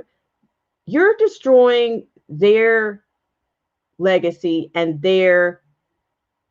what they fought for and their missions. It's not all about you. This is completely narcissistic. It's a sick, narcissistic, dark culture that we're dealing with. Many people in my family, for one, a lot of people. And I find it really sick that many people that have served this country, some of those people are some of the worst people that I've talked to. They have I'm just thinking, why did you serve? If you've got this much disdain, what were you doing out there? If you're not proud of it, I mean, I want to be proud of the work that I do. That's a part of liberty and the pursuit of happiness. If you're not, if what you're doing is not fulfilling, or if you're not working towards happiness every day, then what are you doing? But don't defame everybody in your unhappiness and with your toxicity. You should not be spreading that amongst everyone else. But yeah, they will. They're going to start destroying. If I'm not mistaken, are they not destroying? They're going to start destroying books. And my gosh, perhaps with people burning these cities down, what do you guys think is lost?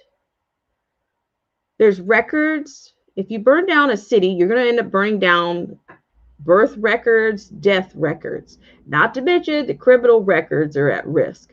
You're talking about academic records. That's why I recommend not only having a paper documents, you need to back your important documents up, do it electronically, do it by paper, do it electronically, because we don't know. And it seems like in one aspect, the people that want to erase their history, they're trying to it's like a renaissance. They're trying to recreate something, but it's an evil, it's a dark past. But I don't think everybody's going for the con. I really don't. Let's see. Derek C. Williams says taking down statues is silly. History happened. Hard to window dress it. Nazi camps are still up as historical reminder. That is a good thing. And I will tell you, we've had some affluent and some high-ranking Black men that have come out and said, you guys are destroying, in this destruction, you are destroying accomplishments of men in the Black community. You are destroying these monuments. You're destroying our work too. The Tuskegee Airmen, that's American history. Okay, yeah, it's okay. Yeah, those men were Black. They happen to be Black. Yes, they were. Nobody's denying that. But if you destroy anything in history, you're also destroying the memory. You're destroying their place in history. And anybody that supports the defacing, I don't know what kind of rage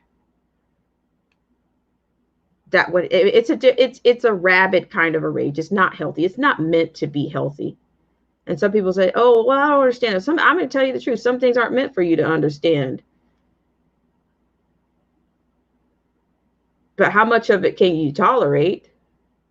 Are you going to allow it to Are you going to allow it to destroy you? I would say no. I would say most Americans are not going to tolerate this. And it's going to get ugly if it continues. Yeah, I mean, are we going to start negotiating with radicals? Oh, I got to figure out how I got to make the person that's about to do something horrible to me. I got to figure out how to appease that person so they can do something just slightly less horrible to me than they did to the last person. This is clearly the Twilight Zone.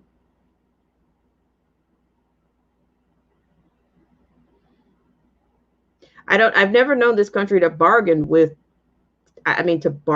terrorism, whether it's domestic or abroad. Is that what we're doing? It's just getting the homegrown stuff is it's not hard to tell. So I'm going to do a shout out. We've got 7 minutes, 14 seconds left. Shout out to Derek C. Williams. Shout out to Britt's channel, if you're still around. I think you were trying to come on. Shout out to Marilyn Gale, Derek C. Williams. Derek C. Williams says it's applicable. Nas was talking about the underbelly of Black history. Quote, it ain't all positive, but it is history, end quote. Seriously. Same goes for American history. Yes. Yes. All right, I'm going to do some shout outs here.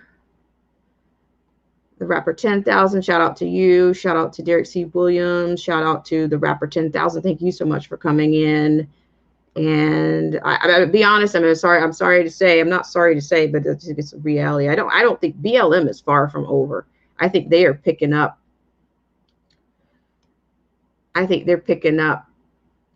You know, they're going, I think only them going against the wind is only making them more, they're picking up people.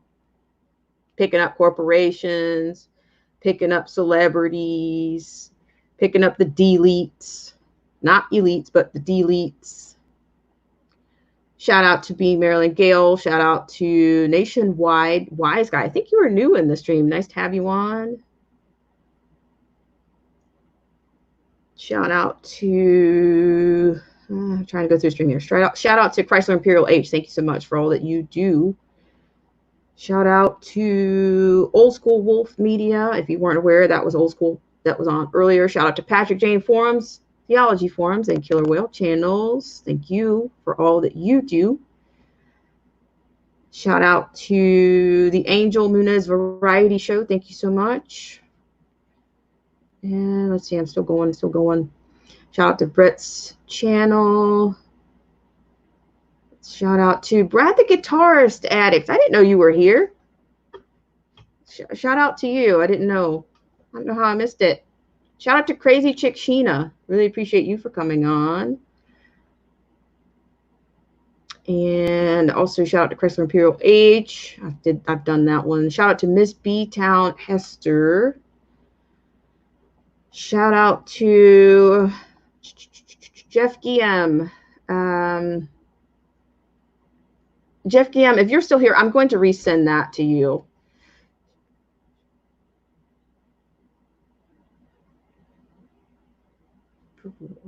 Okay, I'll resend that to you for sure. I'm not sure why it's not going through, but I'll do it. Robert L. I didn't know you were here. You guys kind of snuck in here. How'd you guys do that? You guys are amazing. You sneak in here without me knowing it. Ruth Truths, shout out to you. And Delecta Camille, shout out to you. Thanks so much for coming in. I really appreciate it. You guys get to know each other on here. I'm seeing a lot of people. It looks like the sharing out is bringing, maybe that's what's happening. Hey, I'm getting through, right? I'm getting through. Shout out to Jeff B. It was a lifetime since I've seen Jeff B. It's nice to have you in. Jeff B. is one of the original subscribers of Black Spring with Autumn. And Jeff B., it's always nice to have you around. Shout out to Killer Whale Channels. If I forgot anyone, please raise your thumb, or I think I missed B-Town Hester. Shout out to you. Okay, it looks like I have another comment. Let's see. The Rapper 10,000 at Black Spring with Autumn Plus. What they forgot is that the Democrats caused a lot of those problems. Yes, but Black America forgets that. Also, these celebs have no right to lecture us. No. I'm going to go into that a little bit. And see, with that said, the Rapper 10,000, I'm going to end up not coming off here. But thanks to you, I need the time anyway. So shout out to the Rapper says, when they wore those kente cloths as solidarity, they don't know those people's history and how some of them owned slaves and sold them. Shared from Derek C. Williams. Derek runs with, I really appreciate that so much, Derek C. Williams. Yeah, I'm really sick of the Democrats. That would be an understatement, okay? The kente cloth. I mean, what else are they going to do? Can I say that? I mean, you're advocating for lawlessness from the lawless. You're on one knee in kente cloth. What else? What else are they going to do? Oh, Joe Biden said that you're not Black. So Joe Biden basically gave us he's basically trying to tell us who we are, define who we are, our identity. It's also like, well, he's also it's a statement of ownership to me. You're assuming, well, you're not Black if I don't own you. You're not Black. Well, you don't own me, Joe Biden, for the record. You don't. You don't own me. You don't own my vote. I like to think about what I'm doing and what you're saying and what I've heard about you and what I've read about you. And the things that you say, you're just saying what's on your mind, Joe Biden. I want to thank you for letting me know. I want to thank you for confirming your own prejudice I want to thank you for that. Anybody that wants to look up anything on Joe Biden's past and how he's referred and how he is implied that Black people were of the jungle, go look it up. You know, don't take my word for it on here. As JLP says, and that's Jesse Lee Peterson. If you know that handle or not, know that personality, you know, go see it for yourself. Then you own it. You own it because it's yours. When you see it for yourself, you don't have to say, well, you know, she told me. No. Oh God, Derek C. Williams. This is a featured channel member on my spruced up their tube front page. Oh, I really appreciate that, Derek. I really do. But and then okay, so here, thanks so much. Old School Wolf says the Democrats successfully made cultural appropriations great again. Yeah, they were in the Emancipation Hall. Does anybody ever wonder about that party's history? Who owns that party? How many people have they been associated with? How many people have they been associated with that were pro-Black?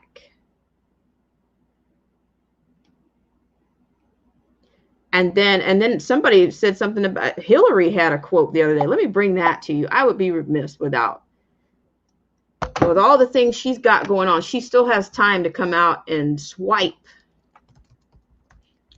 I think somebody that's running made a swipe at her. She's still tweeting, and I don't know what is she doing.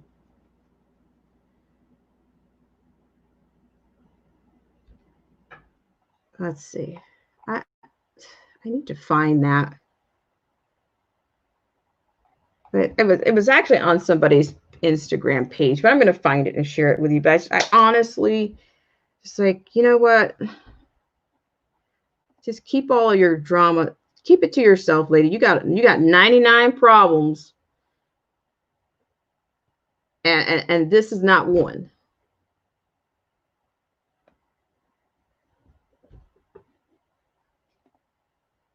So yeah, I mean, so what are they going to do next? I mean, honestly. So what else are they going to do? Are they going to host a fish fry at the Emancipation Hall?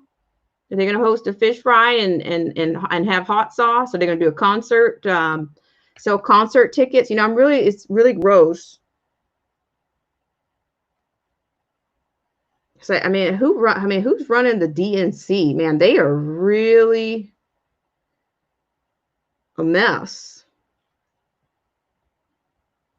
Okay, so I'm going to find this little clip that she took a swipe at somebody. I mean, she's actually going on. She lost her appeal, by the way, if you didn't know.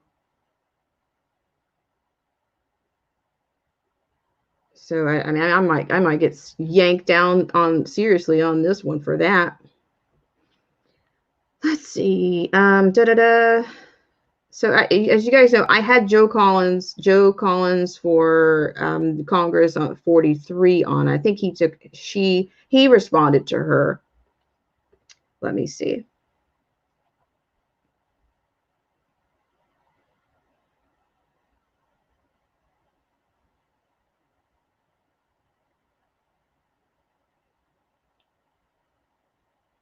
Yeah, I think she's running out of steam. Rapper 10,000 says, Hillary, quote, I have hot sauce in my pocket. You know, it almost makes me want to pull up that what was she was quoting Bobby, the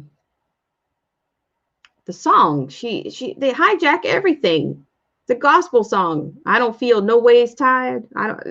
Man, I tell you.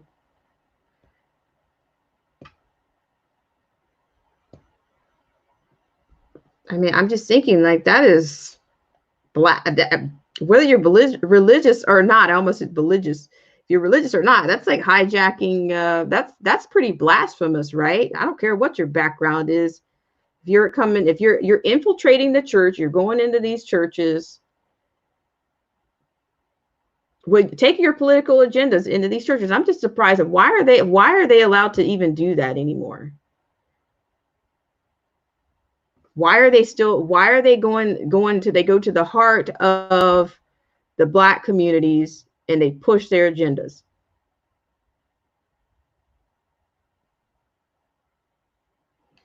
Okay, so it's just taking me a little bit of time, but I might have even screenshotted it, but I just wanted to share it. It's just, just when you think she's done talking, she just does something else. It's like, we don't need to hear from you.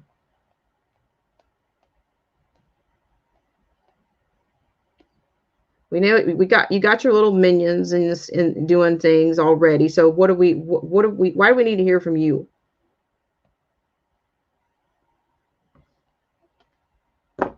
Is it a question of relevance?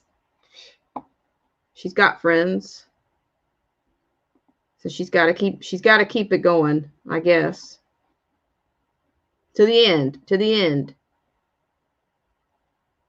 All right, so with that said, with me not finding that clip, which it was no less disappointing, but I will I'll bring that to you on another time. I don't follow her. I can't really bear to follow her, but when somebody else responds to her, it's kind of funny to see.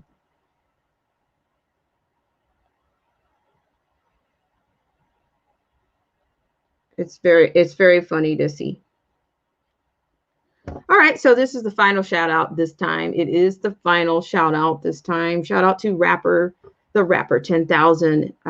He says, my mayor along with the Baltimore mayor are a disgrace. I agree. Oh, that's one thing I wanted to share. The rapper 10,000. I wanted to share that. There's the clip from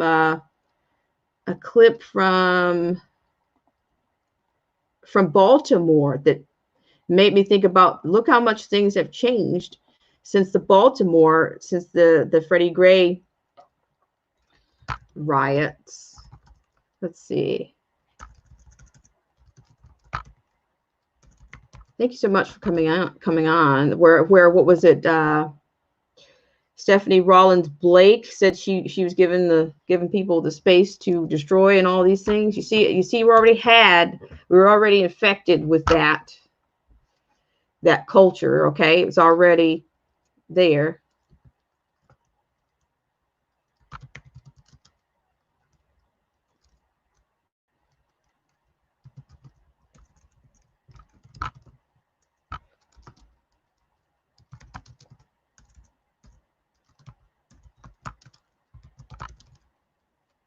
Okay, so I'll get that, and then we'll close out on this one.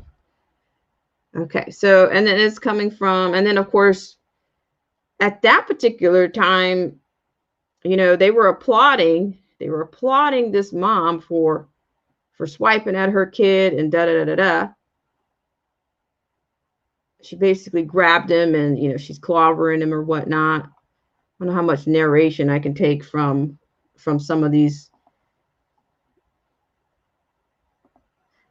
So, and this woman, I can't really. Okay. So let's just see. I was trying to get it unedited or whatnot, but I'll do my best. I just want to bring it to you really quickly. I'll bring it to you from MSN. There, I said it. It's going to come from MSNBC.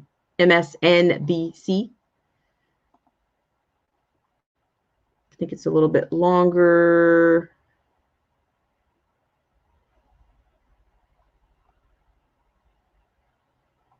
Actually, we'll do this one here. I'm trying to get as much footage without narration is what I'm trying to do. So let me try to do that. Okay.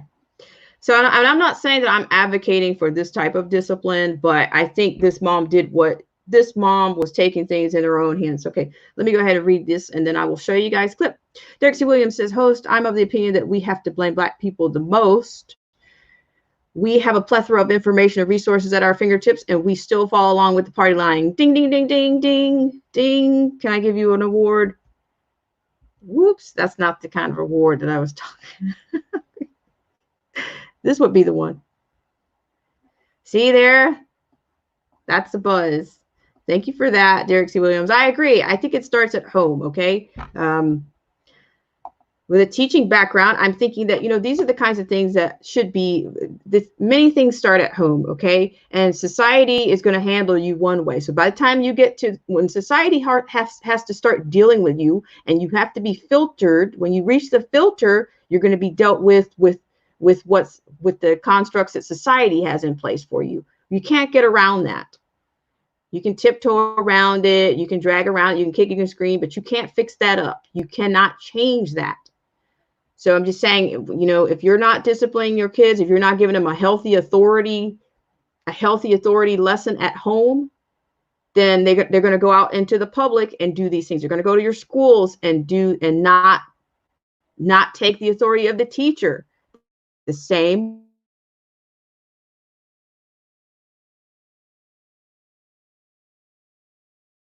All of these things. Okay. Sorry about that. Not sure what happened there, but, yeah. So, and then eventually you'll end up filtered into the juvenile detention programs. And then at that point, you're at the starter kit society's problem, starter kit society issue. Derek C. Williams says, we all know the issues. Step 2 is doing something about with what we know. Right. Derek C. Williams says, Catherine Pugh, quote, go to jail, end quote, like Monopoly. The rapper 10,000 says that Derek C. Williams blamed the Democrat Party and certain black celebs for this ignorance of history. Derek says, rapper 10,000, Democratic, mostly black party. Yes. Okay. So here we're going to bring up this share the screen deal for you. All right. So we're going to bring this to you guys. Hope you guys are doing well and you are still, if you're still hanging in there, I really appreciate that.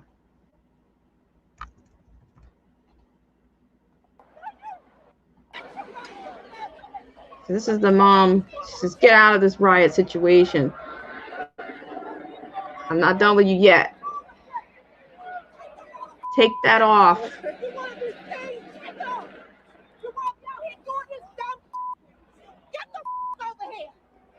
Oh,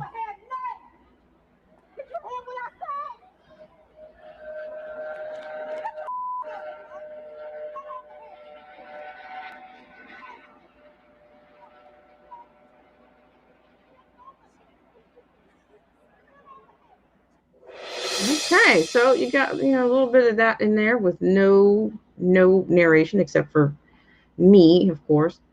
But as you can see, I'm not saying that this is an advocation for parents disciplining their kids in public, but I do believe it sent a message of she's not tolerating that. She's not open to seeing or even hearing about her son participating in these kinds of things.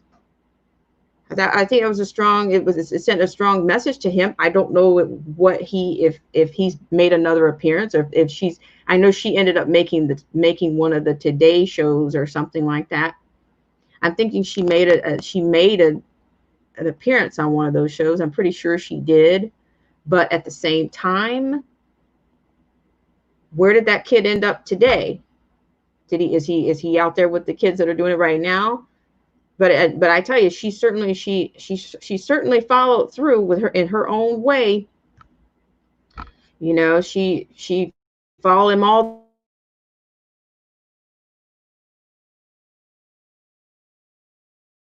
Help you figure it out all the way through this parking lot.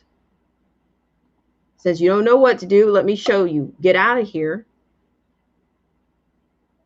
And do it quickly. But I'm going to tell you, I think that she had to handle that by herself. I think she needed some help with that situation. And maybe he got it when he got home. I don't know. But she did something to say, I don't approve of what you're doing. I'm angry. I'm doing something about it. What does the world think of it? I don't know if she cared at that point. I think she was outraged. I think there's a lot of peer pressure on these kids. There's a lot of indoctrination that has happened to many of these kids. I can feel for them But at the same time, what do you do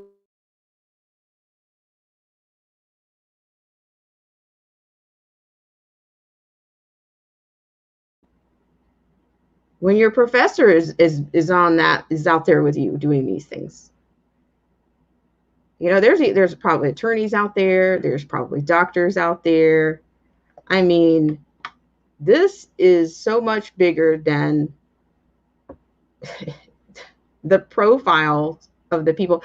Peaceful protesting is one thing. Let's just to be clear about it. I'm not talking about a peaceful protester. I'm talking about people hurling rocks and bricks and whatever objects at people that are destroying property. People that say, oh, well, you know, you got insurance, man. You got insurance to take care of that. When I heard that, I'm just thinking, okay, is that what? But insurance costs money, right? How much insurance? Do you have enough insurance to cover the damage? Do you have enough insurance to cover a complete destruction of your business or your property? But ask them, do they care? Nope.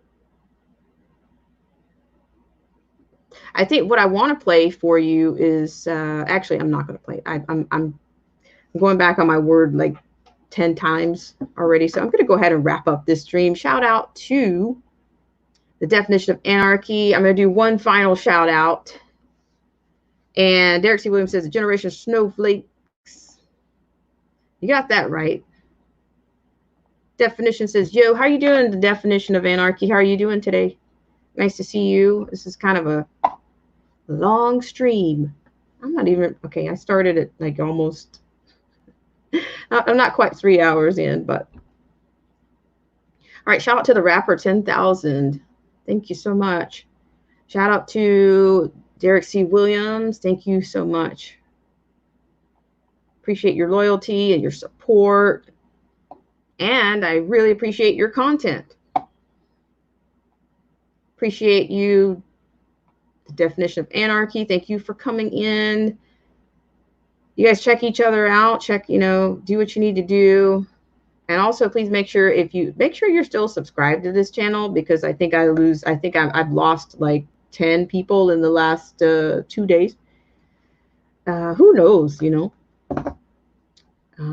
I've even, and called me a 10 hat wearer. I don't have a 10 hat, but I do have a cap. So I've even heard that the people are potentially buying subscriptions. I don't know how that works. Of course, it's their private company. I mean, but check your subscription as well as your notifications bell. If you are not getting through, let me know. Old School Wolf Media, shout out to you. Shout out to Being Marilyn Gale. I really appreciate you. Shout out to Nationwide Wise Guy. Thank you, Nationwide Wise Guy. Thank you for coming in today. Shout out to Chrysler Imperial H. Thank you so much for all that you do. Appreciate you guys for spending your time here, whether you're on your lunch or your breaks, you're passing by, you're driving by in your car, and you decide to pull over or something. No, not saying that you pulled over, but if you're honking by, you're not sure whether you're staying or not. I appreciate that. Let's see. Shout out to the Angel Munez Variety Show. Shout out to Brett's channel. Shout out to Brad the Guitarist Addict. I didn't see you but once this for a split second there. Okay, I'm trying not to miss anyone. Shout out to Crazy Chick Sheena. Really appreciate you for coming on. And shout out to anybody that shared this stream out. I appreciate it. I wasn't able to monitor that today. I think I saw a share go out. If you dare to share. Share. See, shout out to Miss B Town Hester. I really appreciate you for coming in. Shout out to Ruth Truce. Shout out to Jeff Guillaume. Shout out to Robert L. There was another person that came in. Shout out to, I think I'm winding it down here. All right. I want to thank everybody for joining me on this segment of Black Spring with Autumn. It has been a fully loaded Wednesday, and I'm going to be supporting channels later today. And if you're on, maybe I'll get over to your page.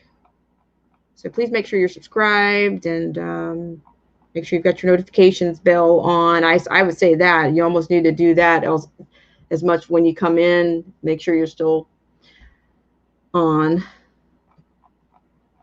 All right, guys. So take care. Thanks so much, Derek C. Williams. And I thank everybody for joining me on this segment. Have a great rest of your Wednesday. Take care.